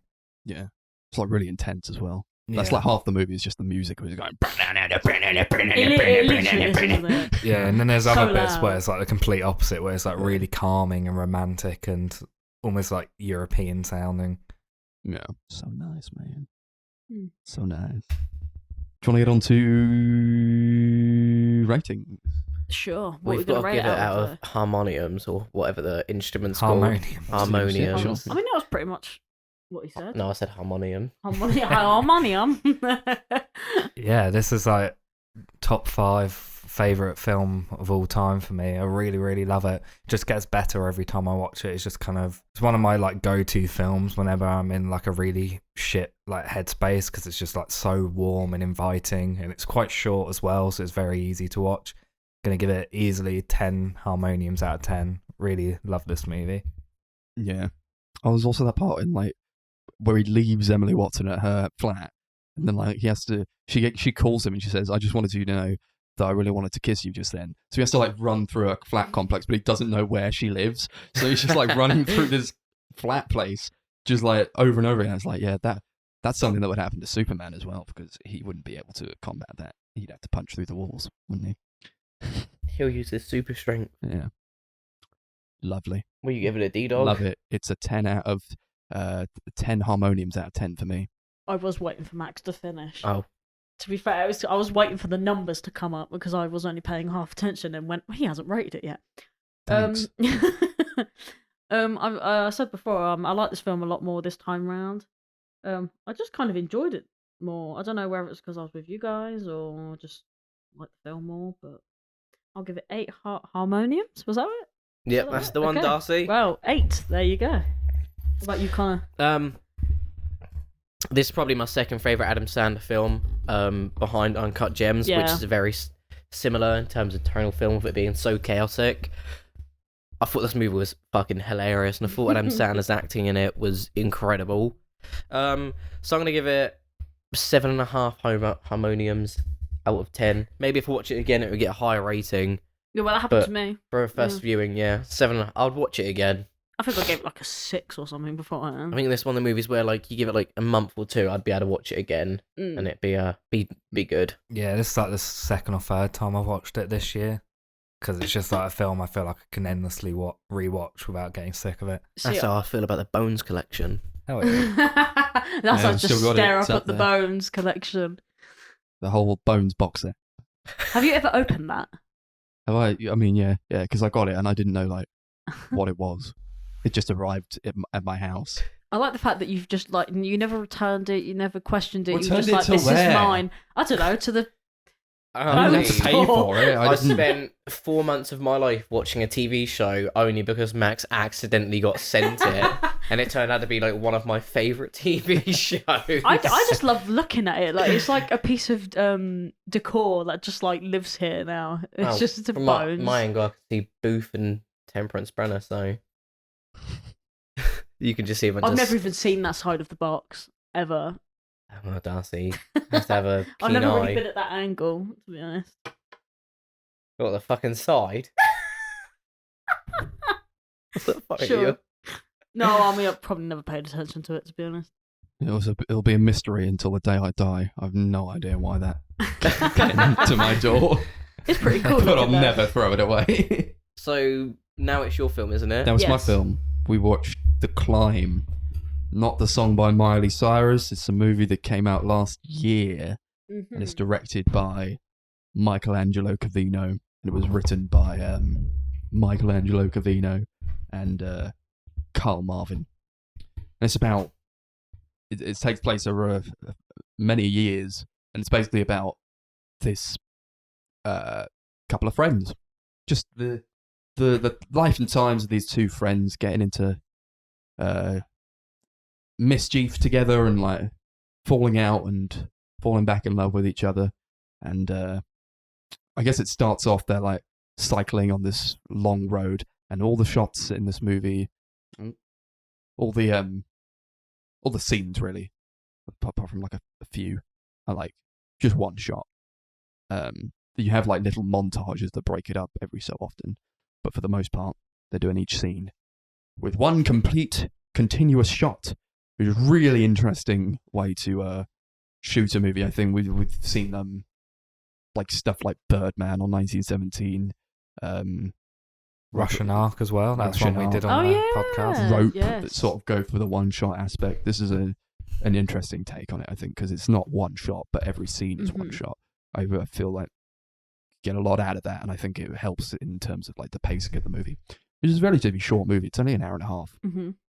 It sort of starts, they're like cycling on this road, and then Mike says to Kyle that he's been sleeping with his fiancée, and it kind of kicks off from there.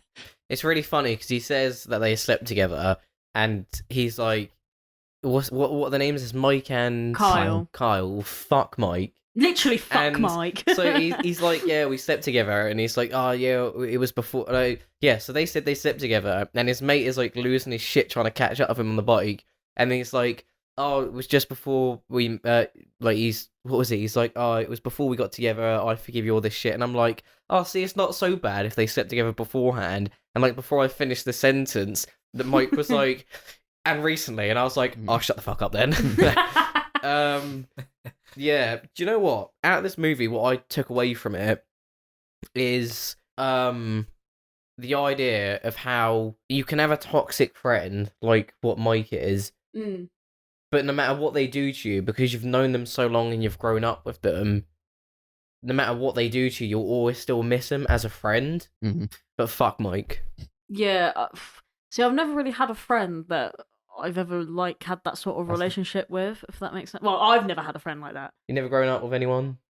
Well, yeah, but no one that's ever been so toxic that I've ever really like, I've either like missed them or I've ever fallen out with, if that makes sense. Yeah. Like I don't really have that kind of relationship with anybody, but I can kind of see why people do, because obviously like it you know, it's the connection, it's your like your friendship and stuff. But I just think I want to feel really bad for Kyle because Mike is a twat. But also, Kyle just comes across a bit of a mug, in my opinion. Oh, massively. Yeah, massively. I feel really bad for him because he's like, I just want my mate to be my mate, and I'm like, oh, I kind of get that, but also, you look like a dick. Yeah, it's when he's like, I just want to be with someone who actually loves me for me, and I'm like, yeah, well, get this twat out of your life then. Literally, and he'll stop trying to sleep with your fiancés. He's the worst. Oh, he's such a ballad. No movie has made me hate someone more than and do you know what the weird this part is? character. I felt like there was going to be some sort of like redemption with him, but I just felt like nothing really changed. He was just a twat throughout the whole thing. Just shows up Even for at the the wedding. end, I was like, I hate you. I don't like you whatsoever. I can't remember what was the ending to this film. For the life of me, was it the wedding? No, it was just after that. Ends how it's it the kid, begins. It's the kid, yeah. Yeah. The end how it begins. Yeah. It kind of comes full circle. They're cycling on the path at the beginning, and then at the end they're cycling together with Kyle's kid. Yeah. Oh, and he made up with him. Yeah, I know. That's what I was like when he made up with him. I'm like, fuck you, Yeah. Kyle and Mike, bloody idiots.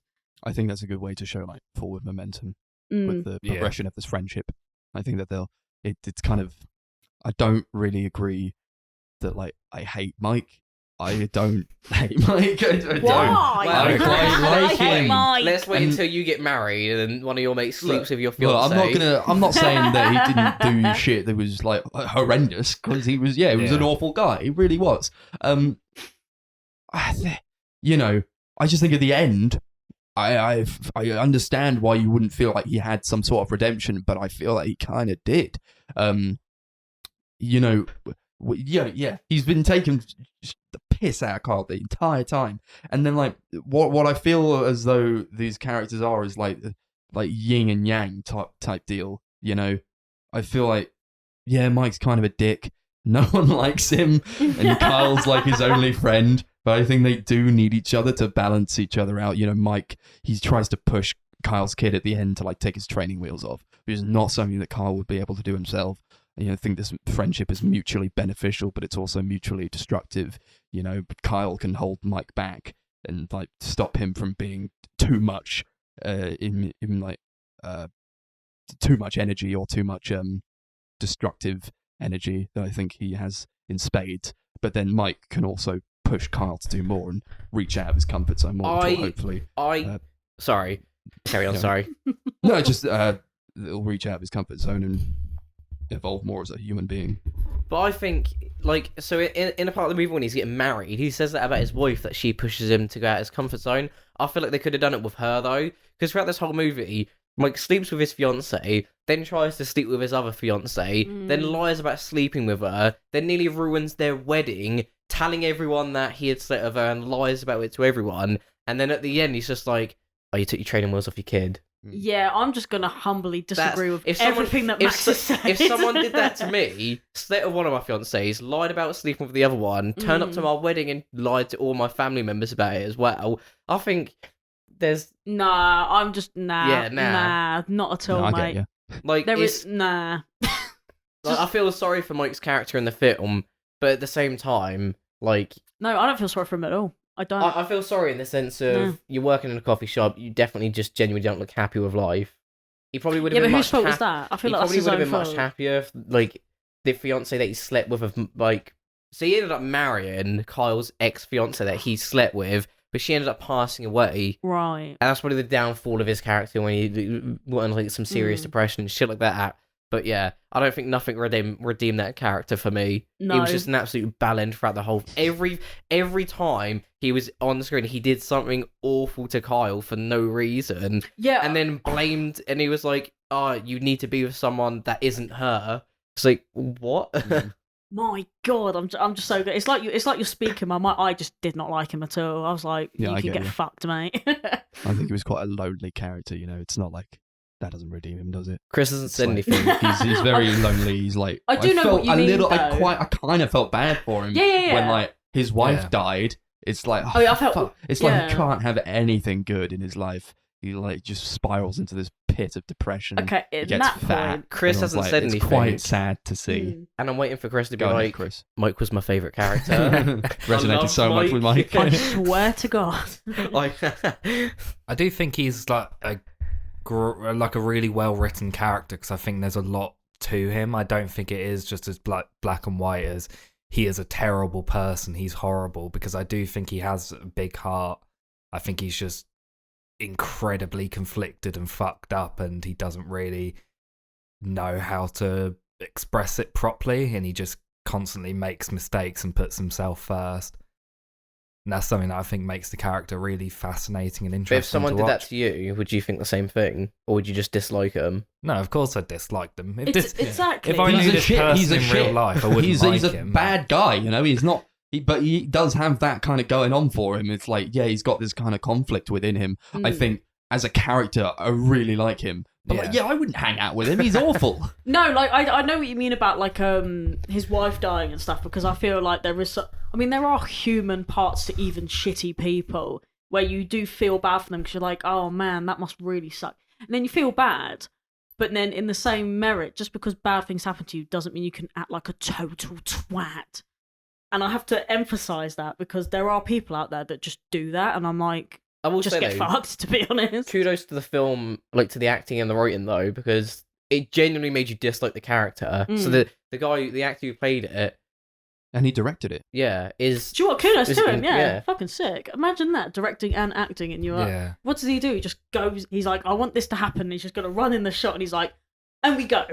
I feel like a lot of like writers and directors would like if they act in the movie as well, they would intentionally like make himself like the best person in it. Like I think about that Shyamalan movie, The Lady in the Water, where he plays a writer whose writing saves the world. Well, of course M. Night would do that. But like this guy's like basically written this character who's like this really unlikable person who does a lot of really horrible things and is like happy to play him. I think that's a good thing. See, Mm. in a way, I kind of get that, because as much as I hate him, if you think about it, he's the one that probably gets you thinking the most.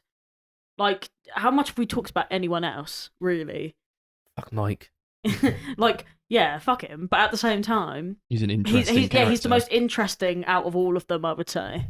I like Which I hate to admit. Yeah, I liked the acting of like everyone in this film. Yeah, everyone was good in this Yeah. film. I didn't really like. I mean, this is no real gripe, but that Kyle guy has a really annoying voice. Morning, It's isn't just it? Kyle Marvin's voice. That's who he is. I know it's not his. I understand though. Yeah, I get it. Fault, but Yeah, I get it. It kind of feeds into like this kind of pushover type persona. Yeah. Maybe, yeah. Do you think When it's you put on? I think don't of know. someone who's like definitely like sort of a beta male, gets Like a walks all passive over, type. you Yeah. Give him kind that of voice. when you kind of associate that with them. So Yeah, I like Kyle, but I think who's quite he's not like he's not a dick. Yeah. You know, he loves, like, he's willing to give everyone a chance. I think it's quite an interesting character attribute to have, even if it like fucks him in the end. You know, Mm. if it means like the detriment of his relationships, and it's quite like an interesting dynamic going on. It's quite toxic, which I can kind of relate to as well. Yeah. aren't we all? Yeah. There is that kind of Oh push Jesus. and pull nature to the relationship where I feel like when you know someone so long, it is hard to like detach yourself from very clear toxic attributes and character traits, I think. Yeah, because isn't that like what people do, and they go, "Oh yeah, but they're like my oldest and longest Yeah. friend," but If it's not someone about just time. It's progressively about how, becomes more of a shit. yeah. It is hard to detach yourself from that, but it is ultimately Don't know. what I think we've done what it pretty you easily. have to do. Connor is airing dirty laundry right on the podcast. It's a good song. We can't talk about It's that an band all-time low anymore. song. Goodbye. I like how Mike breaks the news to Kyle that he's sleeping with his fiance, just as like they're going up a hill. They're like cycling uphill. I He's love like, that now he part. can't catch up. It's like, why'd you tell me now? I was waiting for the hill. There's a And lot he's- of really funny writing throughout. It's I like think when the it- film's when he's hilarious. It is so Do you want funny. some of this water? And he's like, yeah. And he gives it to him and he takes a sip and just launches it behind him. He's And then, like, and then he says something like, "That's my bidet," or something like that that. cost me 40 bucks. There's I like don't give that a car shit. that comes behind him. He's like, just go around. He's like honking, and then like he like cycles after the car as it goes around him, and then like Mike gets beaten up by the guy in the car as the kid watches from inside the car. See, but then that makes me think like, obviously the whole like he had like no redemption, because then he does it again right at the end of the film where he tells that taxi to go around. Yeah. Like it's And like it chases you didn't him. learn, did you? You learned nothing from your mistakes. I ain't moving this fucking van. And he starts running. You got no chance of me moving it now. And he just legs it off. He's like, I'll be back in a minute. And he just moves the car. Oh, man. Bless him. I love that, bless him. I won't say he doesn't learn anything, but I do think that's like his personality type. Yeah. Mm. You know? Yeah. Just to be a constant arsehole. I really like that Yeah. Christmas scene though. Like, Yeah. where he When goes he shows over up at for the house at the Christmas. party. Yeah. He's like clearly drunk and fat, and everyone's saying, "My God, fat." Wow, man. But you Poor don't feel guy, bad kind for of, his him, wife though, is yeah. dead. You know, I did feel quite bad for Yeah. him. You know, and then he's like, who's it? Like Carl's mum has to like give him like a intervention. It's like, what are you giving me, a Christmas intervention? She's like, yeah, this is a Christmas intervention. I do like that scene where she's like, stop being selfish. Yeah. So, Really yeah, like, lays shit. it on thick. Yeah, I like shit that. happened Yeah. to you, but You don't have to be an arsehole. You needed to hear that. Yeah. She was the character that I loved the most. And then he puts on that football helmet and just passes out on the table. Like, Merry Christmas. Mike is like, Merry Christmas. Bang. Smacks on. So good. I love it when they're like, what happened? Maybe he's just fat. Even though it doesn't cut much in the movie, because every scene is one take. There's a really good like use of editing I found, especially when I don't know if you remember, there was a scene where like it's directly after Christmas. They're going like to a ski resort, Yeah. and then like they're talking about like, oh, I'm gonna go on the like the black slopes, and Kyle's like, no, I want to go on the bunny slopes, and Mike's like, fine, I'm gonna go on the cannonball though, and then it cuts to like his arm in a cast. Yeah, the next cut is almost emphasized on the cast because you see it's like framed on it, isn't it? And it says Kyle's name on it. It's only got Kyle's name on it. It doesn't have his like fiance's name. Was it Marissa? Yeah. I've forgotten her 'cause that, name. That's so bad, Speaks isn't to it? like her character. I really liked Marissa. She's like one of the first things you see of her is like, yeah, I'm designing my own wedding ring. I don't have a wedding ring. I think that speaks to her character. It's like she has to have some sort of control in it. As far as characters go, I think like really strong on her part. Yeah. Really good acting because she was kind of like a dick, but like not in the way that Mike was a dick. It's like in a way that you'd understand. And, like people don't like her. Like Carl's family don't like her. I felt quite bad for her. They never give a real reason No. for it. They're just like, oh, just because. Why don't we like Okay. her again? Because And then there's nothing. There's just no reason. they hated her in school. Yeah, that's it. Oh, as if people Yeah. don't grow up. She's really good. I've not seen her in like anything else. I don't know who That's she the is. first thing I've seen her in. Gail Rankin. Cool name. Yeah. Yeah, I don't know who that is. Really good stuff. Yeah. What do you She's in think? The Greatest Showman, apparently. Is she? yeah. Who's she play? I don't know. Uh-uh. Someone. So... Well, no shit. She's there. She's definitely in the movie then. This is... I really like the music throughout. Mm-hmm. Although I'm not really sure why there's like a lot of the scenes end with just like random musicians just performing there.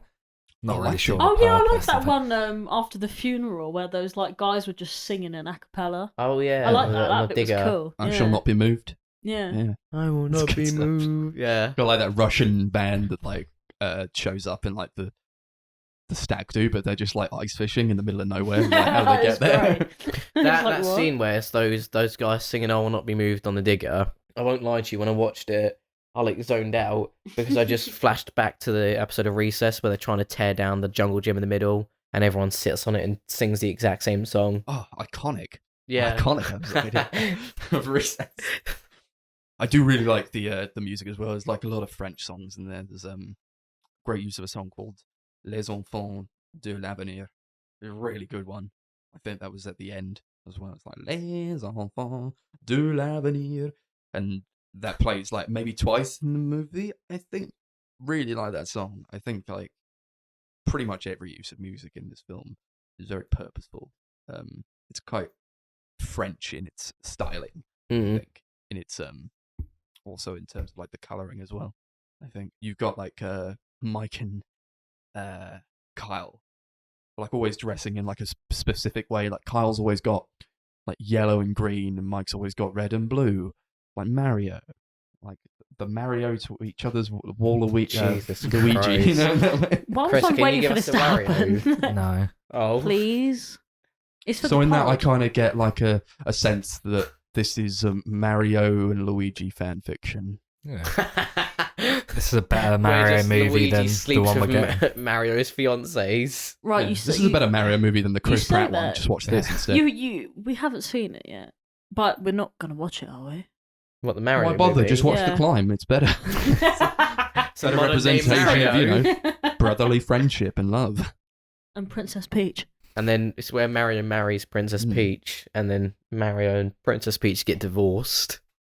Oh yeah, that was Yeah. pretty fucking sad, but I kind of saw it coming. I think that Yeah. was the whole point, When really, they wasn't divorced. Yeah. it? I did, yeah. I don't know if I saw it coming, but I'm like, it makes sense, I Mm. suppose. Well, wasn't it the whole thing of when they like say she's gonna have a kid at the wedding? That's another thing. Mike also stops and get married on the like day they wanted to.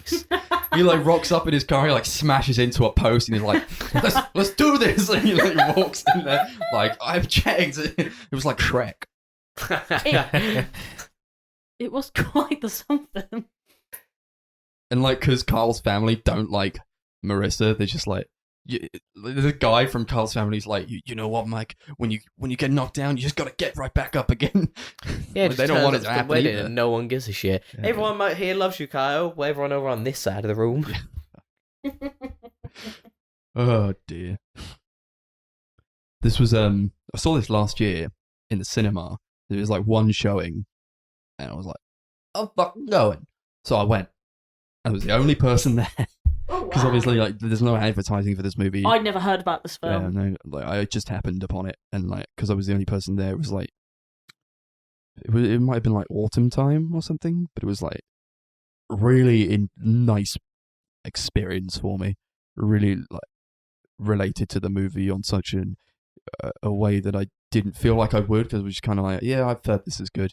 But then I just was like taken over by the whole thing, and like how much I relate to it and how much I relate to the characters within it, dynamics that I feel I've also can take from my own like past relationships with people. It just like happened to be like exactly what I needed at the time. It was a really fulfilling experience. It's a massive shame it's not out on like physical media. I think literally the only way you can watch it in the UK is on Now TV. Yeah, Can't That's a even shame. like rent it or anything. more Yeah. people need to watch this movie. That's Yeah. why I recommended it. Maybe you should bootleg make it.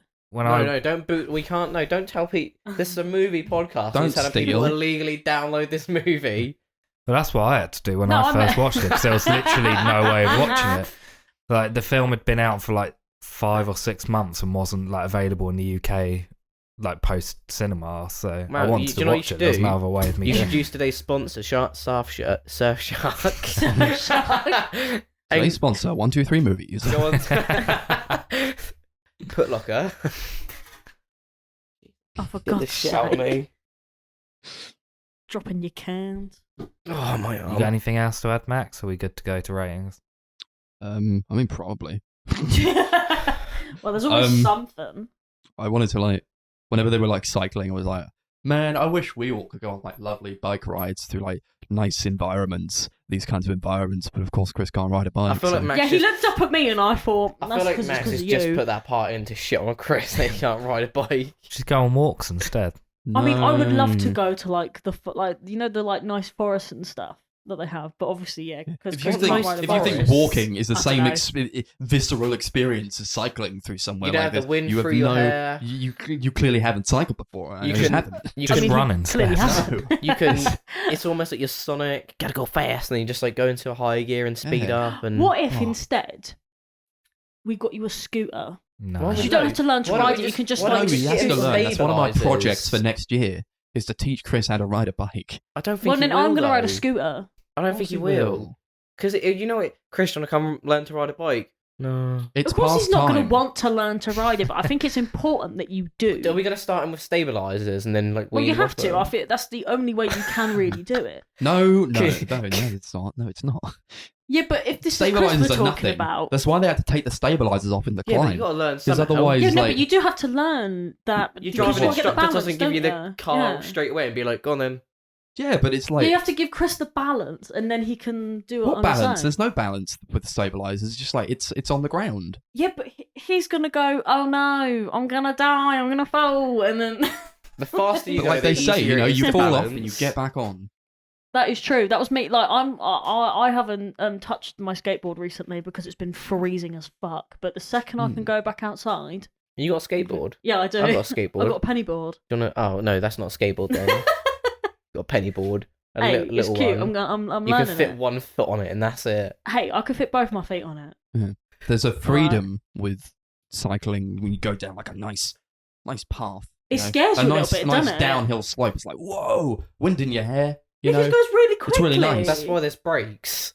Right, I know that, but is it not a little bit? It's kind of not scary. What's the word? Like, you know, woo. Exciting. What are you on about? I think that was the word I was looking for. Because I used to do it all the time. Because I live near. There's this place called Thomason Avenue, and it literally is just like a giant hill. Yeah. And I used to ride all the way down it, but like when you used to get your brakes, you used to go pew because it would go so quickly. Yeah, don't put your front brake on. That's pretty much what happened. But then I was a lot younger at the time, so I just thought, just brake. Oh, And Max, I we'll just, have to teach fly. both of them to ride bikes at this rate. Yeah, but To before we be do honest, that, we'll go on to ratings. That is true. Do that at bicycles. Cool. Well, it has to be now.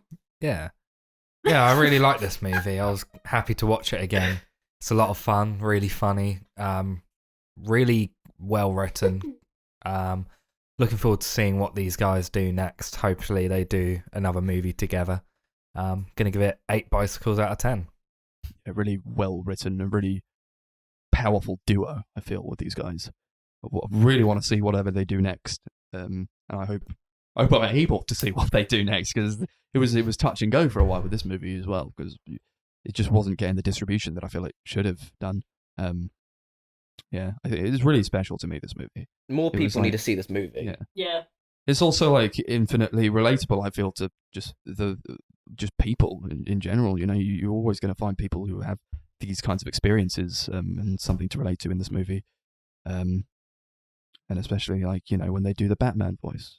We've all done the Batman voice. When like they kidnap him for like his stag do, and he's like, "You want to get fucked up?" I was doing the Batman voice. He's like, We can't both do a Batman voice. No, put it on again. Put it on. Mike, is that you? I told you I need to do the Batman voice. This is awesome. No, do it again. I'll play along. Yeah. What brilliant. a boring fucking stag do as well. Just ice fishing. Yeah, let's just not. Chris, I'm going to tell you now, if you and Darcy ever get married, me and Max are going to throw you a much funner stag do than that. They're like, Yeah, it's I'd not like a to stag think you do would. without a stripper. Double And they're ice like, fishing. No, we're just ice fishing without a stripper. He's like, there's not. Right. Shut up, uncle. He's like, I'm sorry. If you And then watch like a this woman film- goes yeah. into the ice fishing hut, and she's like, oh, I'm here for a stag do. Mate, if you watch this film, put the subtitles on, because there's so much you will miss if you don't. Yeah, that So is when true. they're walking away, and like you can only vaguely hear it, but on the subtitles, the guy goes, "Yeah, let's see them titties then." 10 bicycles out of 10. I do have a soft spot for these kind of films, you know, where people are just like relationships with other people. It's kind of because obviously it's quite relatable. Everyone knows someone. Everyone has a friendship with someone. I'm gonna give it 9 bicycles out of 10. No, we hope no Yeah. one has a friendship with them type of people, Darcy. All of these movies are about relationships. Yeah, Mhm. yeah. Oh, that's a true. hidden theme. Yeah, There we go. No, we did it on purpose. yeah. Darcy, shut up. Also, Darcy. Where's the the fuck? sophistication to this? Is that's disgusting? Don't show Max that. Darcy's just gotten up a picture of some beans. What's your No, score, it's Connor? chocolate. orange beans. No, it's Heinz Terry's chocolate mayo. Great, lovely. Yeah, this movie, very good acting, very good directing. I loved it. The script was really good. I liked the shots in it as well. How like Max said, as soon as Max mentioned that, it was just like every scene was just a one shot. That was cool.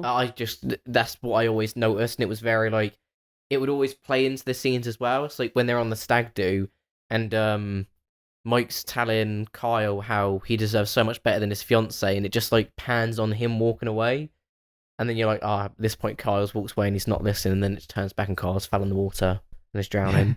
I'm gonna give this 8 bicycles out of 10. Awesome. Cool. It's a really impressive movie. Yeah, it's a shame that no one's seen it. Well, no one I know has ever seen it. I've Now never we even all heard of have. it, to be honest. So I picked a movie called And Then We Danced. It came out in 2019, directed by Lavan Akin. I might have pronounced that wrong, but there we go. Directed by Liv and the Vida Loca. That's exactly right, Connor. That's exactly it. And it's about 2 dancers at this like Georgian assemble, like an academy type place, and it's basically just about a relationship that forms between the 2 and how it all kind of goes wrong, and basically just about being gay in Georgia, basically. This movie was a fucking struggle to watch. It was. No. Not because of the movie itself. It's the fact that every 5 minutes something went wrong with this movie. I actually. The TV just would not work. This is it. I actually thought at one point when Max was like, "Oh, we should just stop watching this film." I actually thought he was being serious. I was like, "Okay, we can just I stop watching kind of the said film." I was. Yeah, I mean, If we didn't have to watch it for the podcast, I would have turned it off. it was painful. It was really painful. It kept taking me out of it as well. So like every time I was getting into it, I was like, "Oh, here we go again. It's Yeah, turned like, off again." Every 5-10 minutes, the YouTube app we were watching it on would just crash and close. It I clearly also didn't want it. wasn't enjoying the movie, Yeah, No, that Max doesn't help, really does it? didn't Like, so I this really movie. didn't care. it was- This movie was, I will say, it was boring. It was, so boring. and then the ending pissed me off. the ending pissed me off. Also, Like I got so invested in this dance competition. you know, I know what you're about to say. Did you? Fucking walks off. Yeah, I wanted to see where he was going. If he'd make it to like. Sure, I The wanted an London. ending. Yeah, I wanted a proper No, ending. so I mean, What is he I feel doing? like so often you see movies that just like cop out with endings. It's like, oh, it's ambiguous. Just find your own meaning in it. It's you know, he walks off and he was a great dancer, but in the end it didn't work out for him. But he'll do better. I don't care. I don't care about this guy. I don't care about this relationship. I don't care about really anything that's going on in this movie, like at all. yeah, Yeah. it was pretty. It's so uninvesting. do you know what I felt was really disappointing about it? And I know it's going to sound like really bizarre, but I know that this is one of those films that was like quite risky to make because obviously in Georgia, like it is still frowned upon being gay, all that kind of stuff. And I feel like they had to kind of like tone it down quite a lot in this film. I feel because it almost didn't come across to me as like Darcy they were would have liked even. the sex scenes to be more graphic. It just wasn't gay enough. No, I mean, I just feel like they're, like when. So this guy is like, oh, I really fancy this guy. He gave me like a blowjob once, and now I'm in love with him. And it's like, is that even realistic in any way? I just felt like that, like nothing happened for him to warrant not feelings, because obviously you can feel something for someone without like You've doing any of clearly that never kind had a of good enough blowjob to fall in love with someone in Darcy. I just kind of felt like it was really like underwhelming. Like I just didn't feel invested in their relationship because I didn't really feel like there was anything to be sad about. Does that make sense? Yeah, I will say for a film that is like trying to depict like being gay in a country and a time where it's frowned upon and even to this day it's in some places illegal, I think they should have ran with the sort of homoerotic theme of the movie a bit more. You could play with the fact that it's kind of like not, if that it's frowned upon, get that to add some tension to the movie, and then just make it so gay. Yeah, they did it, but they just didn't. didn't. They did it once where the guy like comes in, like, because obviously the guy that he falls in love with is like goes out clubbing with the main guy's brother, and there's a scene in the movie where like he comes back and then they start making out in his bedroom and his brother walks in, but it turns out to just be a dream, and that's the only time in the whole movie where you ever feel like, because in the beginning some sort of tension to it. Yeah, because in the beginning they talk about another guy who got caught having sex with another guy, and they're like, oh, you got sent off to this church to become normal again. And so when that happened, I was like, okay, so there's going to be a lot of stuff like of them nearly getting caught or people finding out, and that's what I thought was going to happen. Yeah, but people found out, which is why he got called a faggot. Yeah, by like all the rest of his dancers, but like nothing happens from it. Yeah, it's almost like I said, I just felt like there was nothing to be upset about really, because it wasn't really a relationship, was it? Like he had sex with him like once, and then he went away for a while. Yeah, I don't know if they had sex. No, don't you remember the mechanics of the sex? Yeah, don't the you remember? missionary bum sex. Yeah. And we were like, and I just how is this happening? I don't know. I just kind of felt like. No, you got a pretty good hand job as well. From the looks of it, they were docking or something. It was just like not a relationship. And then when he comes back and he's like, "Oh yeah, I've been away to see my girlfriend, who I didn't make up, by the way. She's actually real. Now I'm engaged." He was like, "Oh no, I'm going to calmly rip off all the posters off my wall as if that's what you would do." He left one up there. Why calmly do that though? That's how I imagine if Max ever got angry enough, he'd come into this room and he'll just take his posters down. He'll take them down very slowly, and then he'll get to the Midsummer one. He's like, "I'm keeping that up."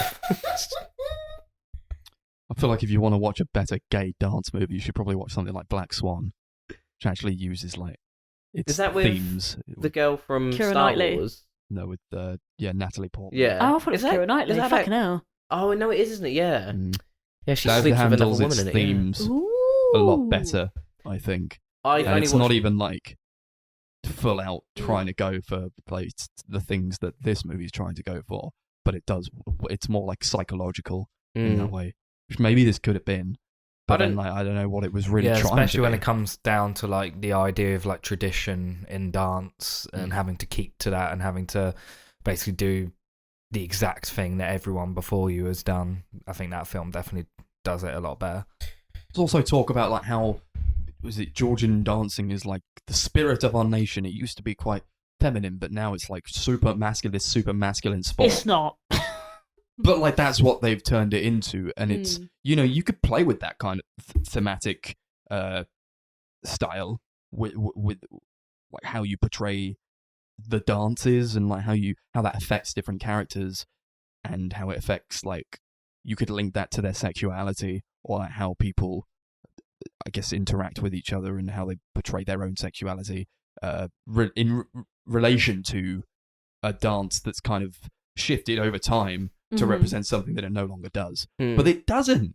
I felt like you could have taken the dance elements out of this and it wouldn't have changed anything about the movie, I really. feel like the dance was added to it just to pump up the runtime or give it somewhere for them to meet, because I don't see how the dancing had any impact on this movie. What the importance of it was. It's not like if you take the dance out, it takes out a message behind the film, or it takes out some meaning to it. I watched it and was just like, no, they're doing dance because they're doing dance, and like you said, they talk about like the changing of the dance's meaning in the country. Like, what's that have to do with the story? But I guess what it has to do with the story is like, you know, gender traditions and, you know, like cultural. But then that's not explored upon. It's just like, oh yeah, this is that's what the the problem, film's innit? about, and now these guys are gonna sleep together. Yeah, it's like, I don't really know what the film was trying to tell me. I don't know. I couldn't even tell if the film was like really pro-gay or anything, to be honest. But the only scene that kind of made me feel like it was pro-gay, kind of, was that scene where the brother comes in and he's like beaten up and he's like, I tried to defend your honor. And he's kind of like, I know you're gay. You need to leave this country. Do you know what I mean? It was one of those like, I accept that he's gay, but if he wants to be gay, he can't be here. Which is really sad when you think about it. Our country fucking sucks. Well, I guess it's just in terms of like, yeah. I mean, it's just views on gay. I guess gay. it's that cultural stuff where, I mean, I'm not gonna bash on a country for their I don't know wrong if this movie opinion, had but anything to say though.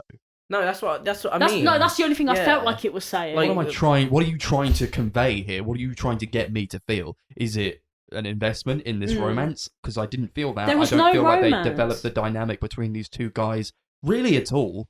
yeah. They like have, I guess they like rub up against each other one time, and then that's it. They kiss once. Literally, it wasn't a romance, was it? Let's be dance honest. together. I understand. I would have liked a meaning of like, because it doesn't explain why the other guy has a girlfriend and then gets engaged. Mhm. Why does he sleep with a guy? I think this is one of those things where it's like the traditions, like the gender norms of being like, I can't be gay here, so I've got to repress myself and be with a woman. Because he might actually just be gay and he's just marrying this woman because. But I would have Or it liked could be bi. It could be like a call me by your name Okay, it could be one situation. of those situations, but still, The he's still exact same repressing it. situation where it's like a gay affair and the guy goes Yeah. back to be with his I think that's girlfriend exactly and what gets it was. married. Either like, oh, I do like men, but I can't do that, or I had fun, but I don't want to be with him. That kind of thing. But then, yeah, what's it telling me? Tell me what you want me to know. 'Cause Well, I'm not sure. Or just like, because it just seems like a mismatch of a bunch of stuff. It was confusing for the most part. So this is maybe a movie that like relies too heavily on the fact that like, oh, you're watching a Georgian movie about gay people, and it's very taboo to be gay in that part of the country. But like, that's all that's pulling you in. I don't know why you recommended the movie, Darcy, or like what pulled you in initially. No, like Why? expanded upon it. Like, why did you, what made you think that this? Okay, like, so if this we would be if we're interesting? gonna get into this, basically, I was looking at a whole bunch of films because Max went, "Oh, it's a free for all week," and I went, "Oh fuck, better go look at my watch list." Fuck all on my watch list, right? So I went to go look at some films that I could put on there, right? And then I saw this film come up, and Chris was like, "Oh, I've watched that film. It's pretty good." So I like clicked on the bio type thing, and it was like, "Oh, it's about gay dancers," and I thought, gay. And it was like, oh, it's set in Georgia, the country where you can't be gay. And I thought, oh, there could be some conflict in this gayness. Oh, this could be cool. And Were you disappointed then? I was, to be honest. I actually was. And it's not like the film's bad. Like, it's not inherently a terrible film or anything. I just didn't get anything out of it that maybe I should have gotten out of it. I think that makes it bad. For me, if I don't get anything out of a movie, like I think what she's nothing trying to say- resonates with me. I think I'm what like, she's trying to say is like the directing Sure, or the yeah, like, the cinematography, direction's all that fine. wasn't No, bad, no, but no. it's just the whole. Yeah, like the film as a whole is a good film. I mean, like, yeah, like in terms of I disagree. maybe the message that I'm getting out of it. I mean, this is the problem though. Max is right though. Think about it this way: if you go into a movie expecting to see one thing and then the plot or however it's told is really bad, is it a good film because you didn't enjoy it and it doesn't kind of convey what you want it to do? No, the But film I was don't shit. think the film's bad. This is the problem. The film was shit. I like the film, but yeah, Mm-hmm. this is the problem. But I guess, like, you know, Chris liked the movie as well, right? So, like, what did you find Likeable. Yeah, about the movie? You to go help me into out some here. positives because we've been railing on it pretty hard. I don't actually really know anymore. I like No. the first time I watched it, I really, really liked it. But this time around, I was watching it, and most of the things that I really liked about it, I was like, this isn't like quite as good as I remember it being. And like the more I've thought about it since we watched the film, the less I Sorry, have can we positive talk? to This say is about it. this is I what we, still don't think it's a terrible movie. That I do think it's okay. this is what we there's just call the not a lot I really Telstar like. effect. I This don't is when think we it's pick terrible. a film. I don't think it's terrible. But like for what I'm looking for in a movie, it doesn't really do anything Yeah, no, that that's I've it. either never seen before or that I would expect from a movie that's trying to demand It just did it so much of my poorly. time. Yeah. You know, Yeah, I'm for ju- its runtime as well. I think maybe since I watched this film, I've watched more movies that do very similar themes far better. So now I watch it again, and I'm like, okay, yeah. I think I'm definitely just not as good upset as that this there was other like stuff. no like actual conflict. Like there's a there's a film called "But I'm Just a Cheerleader" or something with Yeah. Natasha Lyonne, and that film kind of is like everyone finds out that she's a lesbian, and they take her to like a conversion camp, and I felt like something like that was going to happen, but like nothing happened. There's no conflict. There's no resolution. Nothing happens. No, he just gets like into a fight and called a faggot, and Yeah, that's that's about it. And I was like, oh, okay. It's not much of a fight either. Nah. No, I was He expecting just gets some. pushed away. That's it. I was just expecting a bit more like dramatic. I like. Anything. I mean, you know, direction-wise, I quite liked what it was doing stylistically in terms of like the cinematography. It looked like a lot of nice warm colors. A lot of like uses of the sun is used very well in certain shots. Good lighting. It seemed like it was trying to go for like set in this mid summer season type vibe to it, which it gets across fine and well, but like because it's not got the writing to back it up. Like, I'm very firm to my belief that you can make a movie that looks like dog shit, but like if the writing's good, then it's a good movie, Yeah. right? But this is like the opposite of that. It was a very pretty film, yeah. Yeah. There's But, a yeah. one shot near the end that I really, really liked where the camera's like following the character as he walks through a party. And then he like leaves the party and the camera like pans back through the party and goes out the window to show him like that. outside. That was a really good That's shot. like That the was. coolest bit of the film, I think. I think, yeah, like in terms of how the film looks, I actually think it's like really, really nice. And I mean, the acting's not terrible either. I just think, for me, it's just where the plot goes. I Yeah. just felt like it just kind of started going somewhere and then it just went dead. There was nothing there. Yeah, I like the performance from the lead guy, but I don't think the character's that interesting. I don't think any of the characters They don't really flesh 'em have out very any well, do they? personality. I don't think No. any of them are really developed at all. They're just like, oh, I like to dance and I'm gay. No, this isn't a. Cool. Wait, you mean this isn't a prequel to Ratatouille?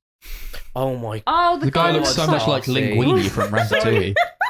I thought it was just a prequel. So do you know what? Right.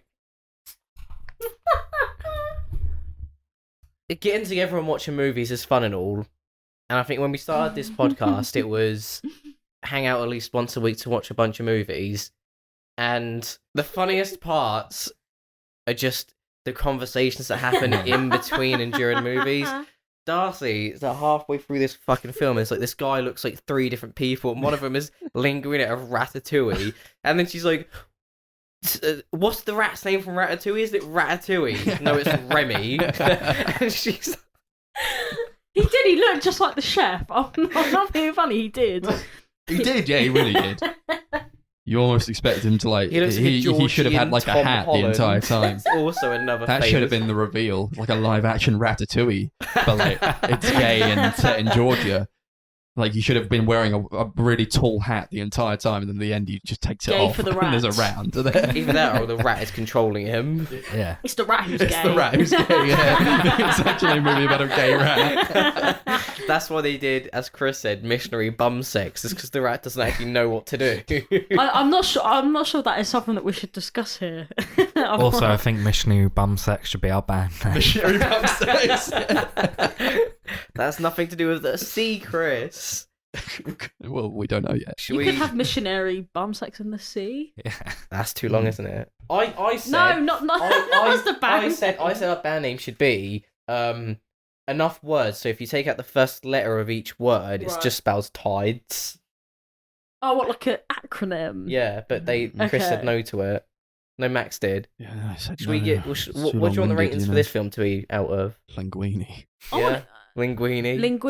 What did I Yeah. think what his name was? Like, No, I thought the rat's name was Ratatouille. no, but you said Linguini, and I thought you said something else. I don't know what I thought you said. Couple more things. I thought, like, as much as they use like drums in the dance scenes, I thought that they were quite like overpowering and quite. You could have done more with that in terms of like making it like a stressful situation to Yeah. be in. He like breaks his foot, so you could have done more to like convey the stress and pain he was under, but I don't think they do enough with that. There's like a weird kind of documentary-esque zoom in on a balcony one time, and I don't know why they did it. It was like it was in some sort of documentary, but like they'd never done that before with the camera, and I would prefer it if they had like established that kind of style before, but they didn't. So like it's just this one shot, and like it seems so out of place to me. Because usually I quite like those kinds of shots, but when they're done like that, it takes me out of the movie. We on to ratings? Sure. Yeah. I was just looking back over my notes and I realised that my phone, when I was writing it, corrected homophobic to homophones. Yeah. This Don't know film what is homophones is, the but homophones. yeah, I didn't like this movie anywhere near as much as I remember liking it. It just didn't really connect with me as much. I didn't think the characters were very well developed. There was definitely things I liked about the movie, but overall I just didn't find myself enjoying it as much. I think I'm going to give it a low 7, high 6 linguinis out of 10. Yeah. Jesus Yeah. Christ, Darcy. Just a miserable time, really. Yeah, you Just really didn't like this film. I rarely ever anything hear. out of it. Yeah, I rarely ever hear Max genuinely just dislike a film, like say he doesn't like a film. I I didn't like it. I feel like that's happened quite a lot recently, though. Where like I'll just lean over and I'll just see Max looks like he just wants to die. Yeah, like when we were watching A Scanner Darkly a couple of weeks ago, and I looked over and I was like, yeah, Max hates this. He definitely didn't like that film. Yeah, I mean, I respect a film that respects me, and this didn't. What did you give it out of? Well, you haven't given it yet. Yeah, no, I haven't. I thought you talked about the other film, to be honest. Yeah, I just didn't like it. Like, it's not like horrendous. It's no like Suicide Squad or something like that. It's not like abysmal, Mm-hmm. but it just doesn't connect with me like really at all. I'll give it 4 linguinis out of 10. Yeah, I kind of expected that from you, to be honest. Like every time the film would stop, I felt like there was like a slight bit of relief with Max. He I was just like, wanted to, oh, like, it's stop. just wanted I to, just yeah. It wanted was like, to I just stop. want this to, I just want to finish this film. Yeah, I mean, to be honest, I was quite disappointed in this movie. I really wanted some like dramatic conflict to happen, or some sort of like actual relationship, some sort of resolution. You know, something that happens. But I just I felt just like want an event. I just felt I like just want something to happen. I just kind of felt like nothing really happened. Yeah, no, you're right. Nothing did happen, Yeah, Darcy. and because of that, I have to give it 6 fettuccinis. I know you said linguinis, but I'm now going with fettuccine. God, you really fucked us now, haven't you, Darcy? What did You've you got to give uproot it? the entire I podcast said now. 6 fettuccinis, and I said, I know it's linguini. I'm going to say You've fettuccine. directly gone against us. You're off the podcast. Welcome to the club. Hey! Connor, you're back. He's like, no, I'm saying it. What's the payment like? Slim. We can't Pretty sure the disclose that on payment's in here. the minuses. Say again. Pretty sure it's in the minus. You have to pay Ex- up. You have to pay to do it. Please, boys, let me come on. I'll give you a £5. Yeah, this movie was terrible. I would say terrible. This movie was terrible. Okay. I don't really have anything else to add about it. I'm gonna give it 3 out of 10. 3 linguinis out of 10. Yeah. Next time, because the funny thing is, you went, I chose it because Chris said it was a good movie. Then Chris instantly went, what do you like about it, Chris? I don't know. Don't think I like it that much anymore. Still gave it like a positive score. Yeah. What did you give it? Give it a 7. Yes. I think 6 or 7 is quite high, I'll be honest. Maybe I'll have to rewatch the video in which I talk about it to see what I liked about it. Oh, okay. I mean, but saying that, if you're saying that... If you can't then think of it yeah, now, you can't like- think of it now. Yeah, it won't, it's not going to happen, mate. So, Connor, Our guest, our pal. Your mouth is literally nowhere near that microphone. My mouth is here. You've been talking into it from the side. It's not a No, not the whole time. Darcy, it's not a cordial microphone. You have to be directly in front of it for it to... Don't you know anything about dynamic range? No. I thought that was quite Darcy, obvious. you're in a room with the famous members of Undertide. If you have any questions regarding audio, That is direct true. it towards us. Got audio technicians all around me. Well, Anyway, Connor, what'd you pick for this one? so I chose The Prestige, starring Hugh Jackman, Christian Bale, and then Christian Bale and another Hugh Jackman. It's two musicians. It's two magicians. It's set in the what? It's set early days. Victorian time. days. Victorian Yeah, days. I think it's Victorian. Basically, it's so Hugh Jackman's character and Christian Bale's character were like training magicians, and then like they did a trick, went wrong, and then they fell out, and then the whole movie is based upon Hugh Jackman and Christian Bale having a rivalry against their like acts, and Hugh Jackman being obsessed with figuring out a certain act that Christian Bale's magician does.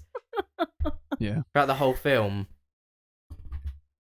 Yeah. This I is a think good one. Yeah, This I think was a good movie. I was actually quite harsh on it, to be honest, Yeah. because I didn't Mhm. rate it very highly in the beginning, but now I've kind of gone away and I've kind of thought about it, and I'm not going to give it much higher, but I just wanted to preface it with So- I was quite harsh. I only chose this movie because I googled like films to watch on Netflix because I didn't know what to suggest. Because I would have chosen something like Avengers, some shit like Mhm. that. Like I a would have similar killed film, myself. like something like actiony or something. So I was like, I'll go something a little bit different. And then I remember a podcast that I watched. One of the guys on it talks about this movie and like how it's quite good. So I was like, oh, do you know what? I like the actors in it. I give it a watch. And I liked it. The twist at the end, I was not expecting that. When I like, because if you two had seen it before, Yeah, hadn't I've seen you? it a few times. You hadn't, had you? Was that your first time watching it as well? I've seen like bits and pieces of it, so Okay. I kind of. It's because I remember I was on the phone to my mum this morning, and I went, "Have we seen that film before?" And she went, "Oh yeah, we kind of watched it when one of the lockdowns was on, because obviously Right, there's yeah. been like freaking 4 or 5 of them or But whatever." which one? Yeah, so apparently I have watched it Lockdown before. to Electric Boogaloo. Yes. But yeah, so the twist at the end like got me because I was trying to figure it out, like as it got towards the tail end of the movie, and I was like, I just don't know. And then yeah, when it's revealed, I was like, makes sense. Did it kind of like click for you guys then? Like in the end, was Well, it like a good payoff? Do you Okay, think? well let me. I'd say so. Yeah. Well, I was gonna say, to be Very- honest, but there's like hints to it, like in the middle of well, not the middle, it's like nearer the end, where like obviously he's transporting like the hats, and you can see Yeah. them outside, and I was like, well, he's obviously cloning himself, isn't he? Yeah, yeah. It was so obvious. So when I saw the hats being cloned, yeah, I originally thought like, yeah, but then it doesn't allude to Hugh Jackman cloning himself at any point. Well, I only really kind of went, okay, he's definitely doing that when he was obviously performing the tricks himself, and he was like all the way on the other side of the bloody building in like seconds. I thought, okay, that's definitely what's happening. I think it's hard for me to say if that's like an obvious twist, or even if it's played as a twist, because I think it kind of is that he's cloning himself. Like that's supposed to be a twist, but like we already know that the hats were being cloned. Yeah, that's what I mean. I don't feel like it was one. So I don't know Yeah, if like they I cloned felt the that way cat on an as initial well. viewing. Yeah. I know for me, I think the twist was more like because the beginning of the film is Hugh Jackman's character drowning, or like Yeah. towards the beginning, Mm. and then it's the story's told like in most part by both their journals. They both have journals, and that's where like because it's Hugh Jackman's character is reading his journal, and it tells a lot of the story, and then when Christian Bale's in prison, he's reading his. That's where you get the backstory for Hugh Jackman's character, Mm. and then it's at the end where like you think he's dead, and then he comes into the frame again, and it's actually him. Oh, That was more of the twist for me. I yeah. felt the twist was more finding out that Christian Bale had a twin. Oh yeah, that too. Yeah. But even then, that was kind of you could kind of predict that as well, because obviously Hugh Jackman has a brother, and I thought, oh, maybe he's No, the he fine. had, like, He a- doesn't have a brother. a He has the guy. exact same person. No, he does have a brother. Hugh Jackman. Yeah, No, he right? clones doesn't. himself. Was that No. was that a clone? No, in the beginning, look, right? So Hugh Jackman hires a guy who looks like him because they've searched all around the world for a guy that looks exactly like him. okay. Christian it was his Bale's brother. character Has a secret Borden, twin. he has a secret brother. And I feel like All right, fair enough. definitely watching it this time, I've seen it like 3 times now, Mhm. is I felt it's so obvious Yeah. that like Fallon is Borden's like, Really? twin.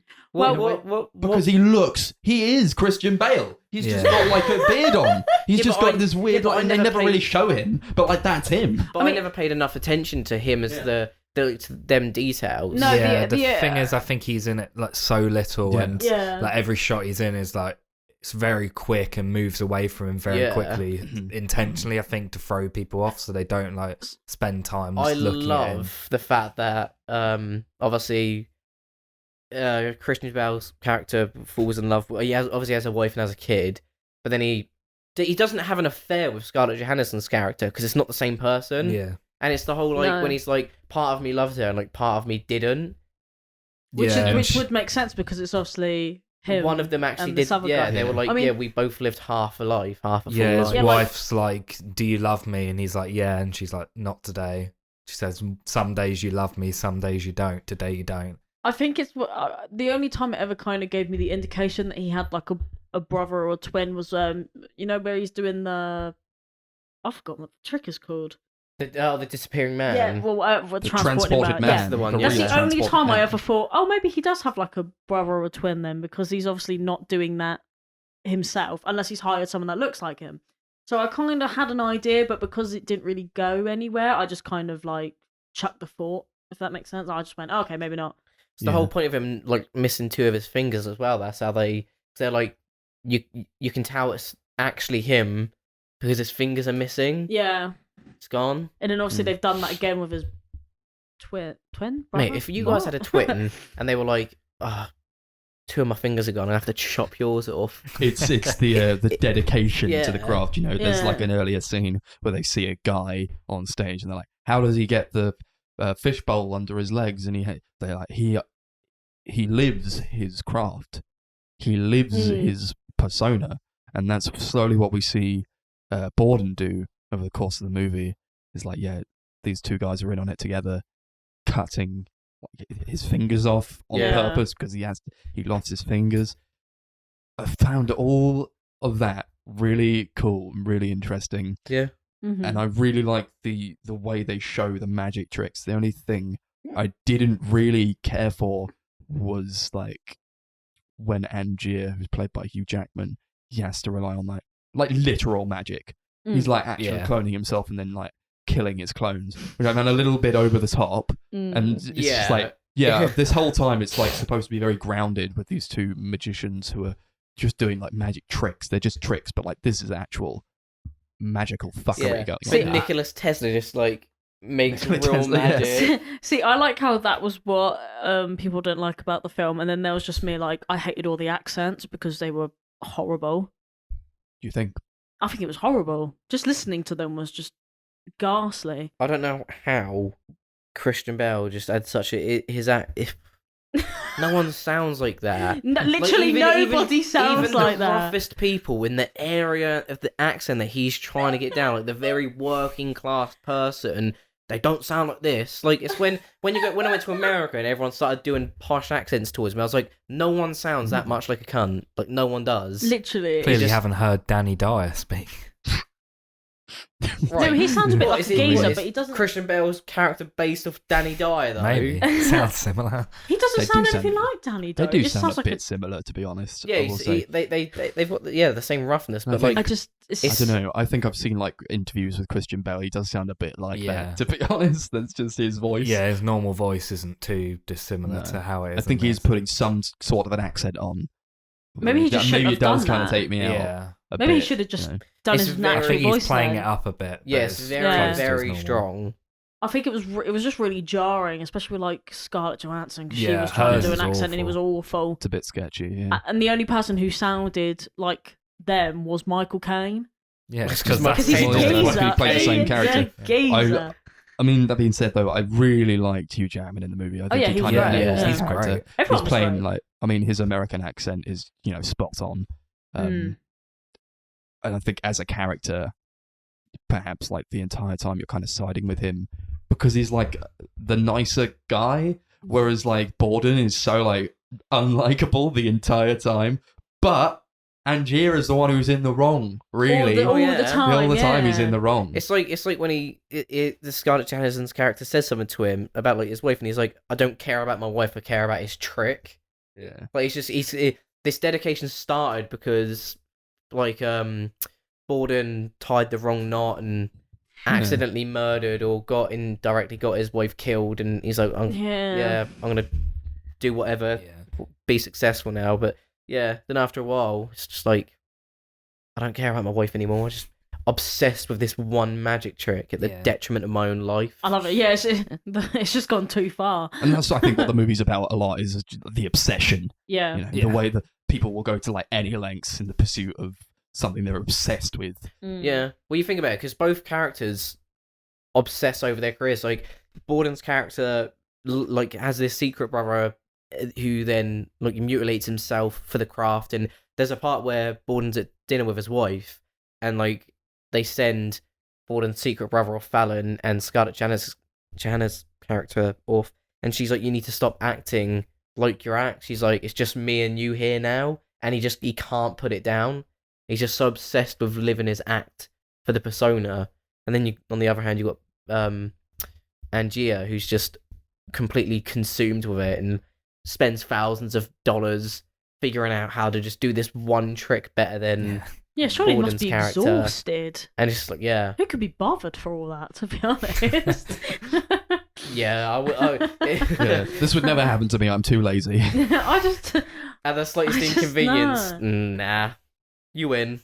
And it's not the fact that it's like, if it happened over like, I don't know, like 5 years or something, I might be like, all right, okay, because that's long enough to hold on to a grudge like that. But this has gone on for like quite some time, man. Like, who could be bothered? Like, even at the end, like Borden's character was sentenced to death for murder. He didn't even do anything. He's framed for a murder that actually wasn't doesn't happen. actually a murder. Yeah. But, well, someone dies, but it's a clone. Yeah, but I guess obviously if you think about in terms of like actual science, like actual truth, obviously some like it's not a thing that's happened, so it doesn't. But really the whole make point sense, is like Angier's character like just knows that he's been wrongfully executed for this but he does murder. that on purpose, obviously. Exactly, but it just shows again just he's how a petty much bitch. of a He doesn't bad care. character that Angier actually is throughout the movie. And you start off rooting for him A bad because guy. yeah, Yeah. 'cause he loses Not a his bad wife, character. and I you're really like the character. Oh yeah, Oh, yeah, you no, know what I he's mean. You know what I great. mean. Like in terms of him, his character as a person is terrible. Yeah. I do like the way it's kind of comedic how they try to like one up each other. It's like Borden's got the transported man, and then Angier's like, I've got the new transported man, And he's then like, Angier's I've got the I've got the original." real transported man. I love that. It's just really stupid. A lot of like, I really like the presentation of the movie as well. It's quite dark. It's quite serious looking. It's very Nolan-y, a lot of the time. And I think as far as Nolan movies go, sometimes you can rely on stupid shit. Yeah. Like you watch Tenet, you gotta watch it as like a comedy because it's so stupid, and he plays with time a lot in his movies, and sometimes it works, sometimes it doesn't work. But with this, I never really got like a sense of like stupidity from it. I felt everything was quite meticulous in that, especially in terms of the presentation, where I feel it was going for more like a moody kind of look, and it's not washed out. It's not too dark that you can't see anything, but it fits the tone that it's going for very well. I felt like it was a little bit ridiculous, but also because it was about magic, I kind of felt like you can get away with that because obviously with magic you can do all sorts of goofy stuff. So I thought, oh, actually, it kind of makes sense in the setting of the film, so I kind of just let it go. But if that had happened in any other film, I would have been like, what on earth? The cast is also quite small for this movie as well, isn't it? There's not that many people in 4 it. people mainly it focuses on. Oh, Yeah, and but the I think wife. that kind of it's better that way, isn't Yeah, it? that's what I mean. It's good. It's very intimate. Like you get a real sense of like just how consumed this movie is. See, this has the It's about like psychology as well, so you have Yeah. to have it be a bit more intimate. this has the opposite problem of what my film had. My film Too didn't have many any people. fleshed out characters, and this one is sort of like we Yeah. want to dig into their like childhood. Yeah, although I think some of the accents are a bit sketchy, I do think all the performances are really, really good. Oh yeah, I was trying to say that. I Yeah. kind of got lost in it, but I love yeah, Christian despite Bale that, in the movie. I think everyone was great. David honest. Bowie is in the film as Nikola Tesla, and Why he's did I really not good in bring the this movie. up? Really good. David 'Cause Bowie's a we waited for hero. Chris to bring us his favourite artist. So he's one of his favourite artists. We got to let him make the introduction. despite the janky accents, I actually think everyone was really good in this I film. think David Bowie's accent's actually pretty good. Spot on. He's so Yeah. good. Well, but with just different. He like melts into the character. Yeah. I think that's the kind of person that he kind of was, though, wasn't it? I Yeah. felt like he should. Yeah, well, he captures it very Yeah. well. he was definitely a good actor. Yeah, he's I a would really say. underrated actor. Yeah, Yeah, definitely. They made this part for him as well, didn't they? They specifically wanted him to play it. Mm. Yeah. I can see why. It definitely is a bit of him. You know what I mean? I wanted to see him in Blade Runner 2049, but So unfortunately who was he meant to died. be? He was supposed to be who Jared Leto plays. Oh my god, that would have Yeah. been so cool. He was meant to be in Twin Peaks: The Return, and they replaced his character with a giant kettle. See that could have made sense, but then you can't really have giant kettles in a sci-fi movie, can you? Maybe you can. And I like It's a lot a of sci-fi movie, Darcy. You definitely have giant kettles in it. Yeah. You Well, can do what then- you want. You got lightsabers. Blade Runner 3, listen to me now. Just replace Jared Leto with a giant kettle. A lot of really good imagery in the movie as well. I think I was always like blown away by like the contraptions and like all these different like props that they had. This big cabinet. It's like real magic. They said, yeah, it was built by a real wizard. You get this sense of like the actual whimsical magic going on, where I think where it's trying to be more grounded, maybe it doesn't achieve that all the time. But I felt like the cabinet was quite looming and large and ominous. You kind of got the sense that like something strange was happening with it whenever it was in a shot. I love how Oh. it was introduced. When he walks into the hall and it's just there. It It's looks just this. it looks like it's a- just there. monolith. It's just so Yeah. weird and I liked how it looked. unlike Yeah, what you'd think Yeah. it would be. Yeah. it kind of looked like something that you get. Do you remember doing like PE at school and you used to get like them like the triangle like? The horses, the Vulcan Yeah, horses. yeah, Yeah. it reminded also- me of that. It's also quite interesting how like Angier's like every time he gets cloned, he has to like kill his clone and Yeah. like, go into the box. Yeah, my mum said that was really cool. She was on the phone and she went, "Yeah, I like the bit where he had to kill himself every night. Didn't he shoot himself every night?" And I went, "No, I think he drowned Drowned himself, himself every Yeah. night." And it's like, yeah, he's like, I didn't know whether I was going to be the one on the banister or the one dying. That's mad, isn't it? Because is he the Fucked up. original? Or is he not the original? Maybe he is. I don't know. Feeds into the themes But the thing is, of though, you know, it- trying to be original or trying to re-up one another. yeah, Yeah, are either of them even like real? Oh my god. they, Like who's They it's real. like a lot of like to do with like personality Mm. shifting and Mm. like who's the real one and who's the original, and that also feeds into like the magic they're actually doing, and the tricks that they're performing. It's really interesting thematically, I think. This is Nolan's take on Certified Copy. I do like Michael Caine's line in the movie there, where he's like, "Obsession is a young man's game." I agree Yeah. because, like I said, I could not be fucked to do any of this. Yeah, but you're I'm only young. 26. Yeah, Yeah, but that Only. just goes to show I'm old at 26. Second week in a row, we've had a Michael Caine movie. what was the other one? Muppet Christmas Carol last week. Hey, say what you will, but Michael Caine is great. And he's good in this, but he does play Michael Caine. Yeah. This is the thing. Michael But Caine that's- only plays Michael Caine. Especially in Christopher Nolan Yeah. movies. I thought this was Alfred, Yeah, Yeah, exactly. Batman crossover MCU. He's the guy from Ah. Tenet, whatever his character was called. Oh, he's in Who- Tenet. Michael Caine. Nobody has a name in that movie.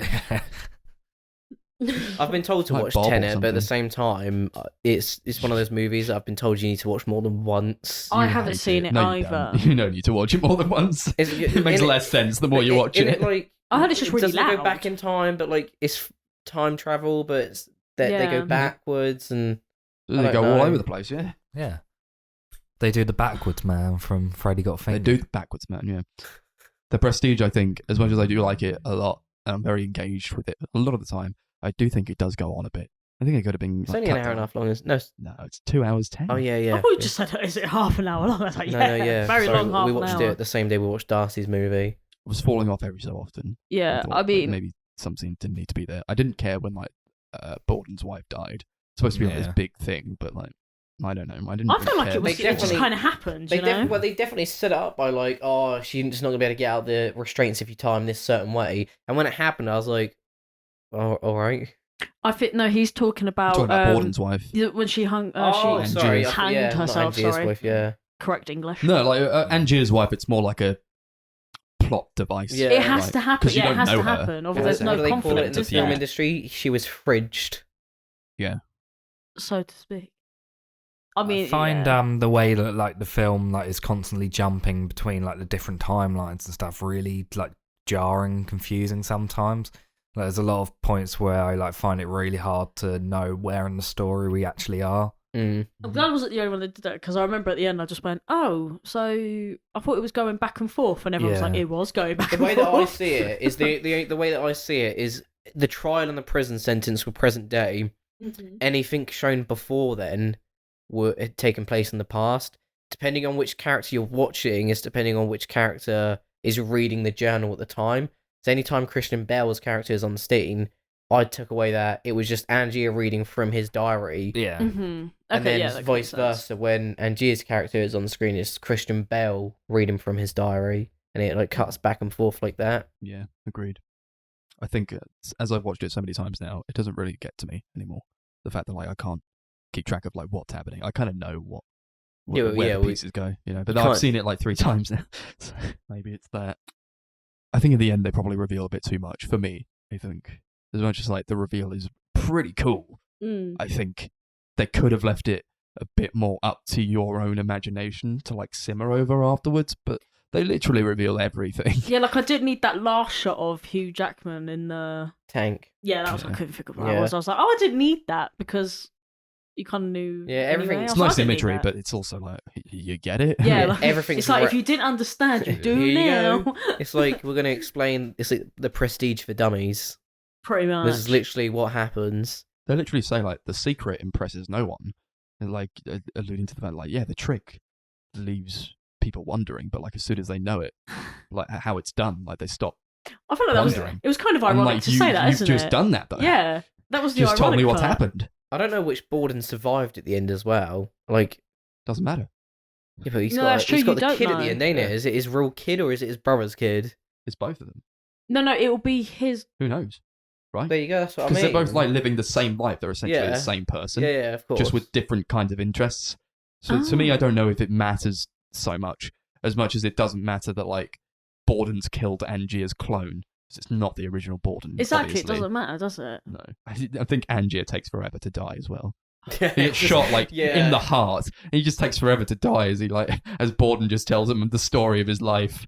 Like, okay, It's quite guess- silly. Yeah, but that's the thing, though, isn't it? That has to be part of the plot. Like he can't die until Christian Bale is finished. You die when I say you can die. Mm. He like finishes his sentence. He goes, "And now you die." I don't know. It was just a bit dumb. That bit, but there you go. Brother.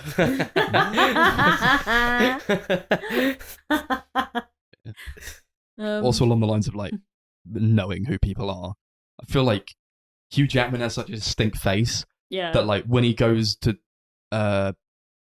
Borden's like gun trick, it's so obvious that it it's was, him. wasn't it? He's Oh just my wearing a God. beard. So after He he's has got- such striking yeah. eyes. Yeah, and he just looks at him How and he could goes, you not "That's know?" you." It's like it's like if Max just showed up but he'd shaved his beard off, I'd be like, you're still Max. We can tell who you are. It's not like he's wearing a hat or anything. And then the same thing happens with Angier when Borden goes on stage and he doesn't recognize him until well, fair enough, it's not him that picks the person at the same time. But like on Borden's stage, it was literally like everyone was 2 foot away from him Yeah. and he didn't recognize. I mean, people don't look that different if you're only gonna shove like. And then at the same time, that's when Someone. Fallon was there, and it's like if they're both playing the same character, like they're just swapping out. Surely they should both know who he is and take the gun off him before he has chance to shoot it. You would think. Why but do they that- just look at him for ages? It's help the story go. Yeah, it's got to happen. He's got to lose his fingers for the stay for the performance. He's gotta lose them. God, I can't believe Christian Bale actually chopped his fingers off for that role. And they've got a lookalike to do the same. Yeah. I love when was it Angier falls through the hole, but like Right. Borden's taken the mat out, so he just breaks his ankle. Oh, or his that was- leg. yeah, that It's was like this such a- crunch. Jarring Did anyone else scene. cringe as well? Yeah. Because I cringed hard. Because the way that you got to imagine it is his leg was straight. So as soon as he landed, that was his knee gone. It's just like, oh, it's such a painful injury. Yeah, he walks with a cane for the rest of the film. Yeah. Oh my Ooh. god. Bit of sympathy. He walks with a cane. Michael Caine's in the movie. Oh shit. Maybe the cane's called Michael. Everything is connected. A lot to do with like what happens backstage, or like you only see what's in front of you. Yeah. Or you only see what you want them to see. It's like the whole bird trick when like they have a whole like contraption to make it look like it's actual magic, and it's just like it's So cool. You're fooled by. It's all performance, isn't it? You're distracted. You don't see like the sleight of hand, all of this sort of shit. It was also interesting when like Borden goes down into the stage and like he has to take a bow while behind the stage so nobody can see him. But even though like it's his trick, he's done it, but he has to take his bows from like behind the stage, Yeah. essentially, so no one could see him. I really like that. Should we on to ratings? Want to know how I got these Yeah, fingers? sure. What are we gonna Cool. rate it out of? 10 transported mans. Yeah. Cool. Sure. Yeah, this film was a lot of fun. I'd probably say it's one of my favourite Christopher Nolan movies. Not as good as like the first two Batman movies, but I still enjoy it a lot. It's very interesting. It's a movie, surprisingly, that I find myself enjoying more and more, which I didn't expect to. So I'll probably give it like 8. What was it again? Transported Mans. Transported Mans. Yeah. Even though that's not a plural word. No, it's Out of Transported 10. Mans. Also, I got to big up the Tom York song at the end. Oh yeah, Yeah, good point. really good. What? There's Tom a Tom York. York song. Oh, that right. plays. Tommy Ork. Sounds like Tom Ork. Yeah, I love it. Yeah. I prefer it to Batman Begins, I think. It's just a really fun What a movie. random film to compare it to. That was directed by Christopher Yeah, but he's also got The Dark Knight and The Dark Knight Rises. Well, it's not as good as The Dark Knight, Oh, fair but enough. it is better than Rises. Yeah, I was going to say, like, Oh, that's Rises kind is of... shit. We don't Well, need that's to not even shit, say but it's- that. I don't think I've seen it, so I'm not going to get involved. I think, in terms of like Christopher Nolan's filmography, it's kind of up there for me. But really, I've watched it like twice this year alone. There's more to get out of it every time. I like that in a movie, just like the ability to go back to it and like get more out of it. That makes a movie endlessly rewatchable for me, and I'd like to watch this again at some point. I mean, Oh, we can watch it tonight if you want. yeah, I'll watch it tonight. Maybe next year at some point. That's only 3 weeks away. Yeah, I'll watch it on January. Oh yeah. It's good stuff. Magical. I'll give it 8 transported mans out of 10. I'm so sorry. I just had to have a quick yawn. I'm sorry. I actually just don't know what to say because I feel like I've covered everything. Probably a like I said, rating. well, like I said before, I think I was a bit too harsh on it because I was going to originally give it like somewhere between like a 6, but I'm just going to give it a 7 transported mans out of 10. Yeah, I'm glad that I picked this film. I liked it more than I thought I was going to do. I liked the twist at the end. I liked all the acting. Not so much the accents, but yeah. I'm going to give it 8 transported mans out of 10. Lovely. Yeah. That's that. Mattress Man. We are going to watch some movies next week. We've already picked them out to celebrate, that movie that's coming out. Is this Are you doing another free for all if you just chose a No, random movies? it is No, we- something We glorious. chose a trilogy to Okay. commemorate a new movie coming that out. we've been waiting to do for quite some time. So for episode 59, we're going to do Sam Raimi's Spider-Man trilogy, 1, 2, and 3. Yes, we Ooh, bloody are. Fair enough. The best 3, Fuck in my off. opinion. Stay tuned. Come on, it is Oh, literally the best 3. Mate, no, you're literally one of those people that are just like, oh, it's just edgy to say I like Tobey Maguire's Spider-Man. No, over I'm all dead of serious. them. I love Tobey Maguire's Spider-Man. Even the Yeah, third they're one is great. hilarious. It's shit, but it's hilarious. He just cries too much. That's the whole point. He's an email. That's in why this it's No, so film. it's not great. the whole point. It's not the. You can't say he's the best Spider-Man if you don't know what Spider-Man is actually like as a character. And this Oh, baffles me. here we go. This Well, at least I'm baffles talking about me. the Andrew Garfield You can say he's ones. a good actor, but to He say is. he's a good Spider-Man when you haven't read the comics is very inaccurate. I don't think he's the best Spider-Man, but I think his films are the best Spider-Man movies. And I you think can hear maybe they're- all about that in the next episode.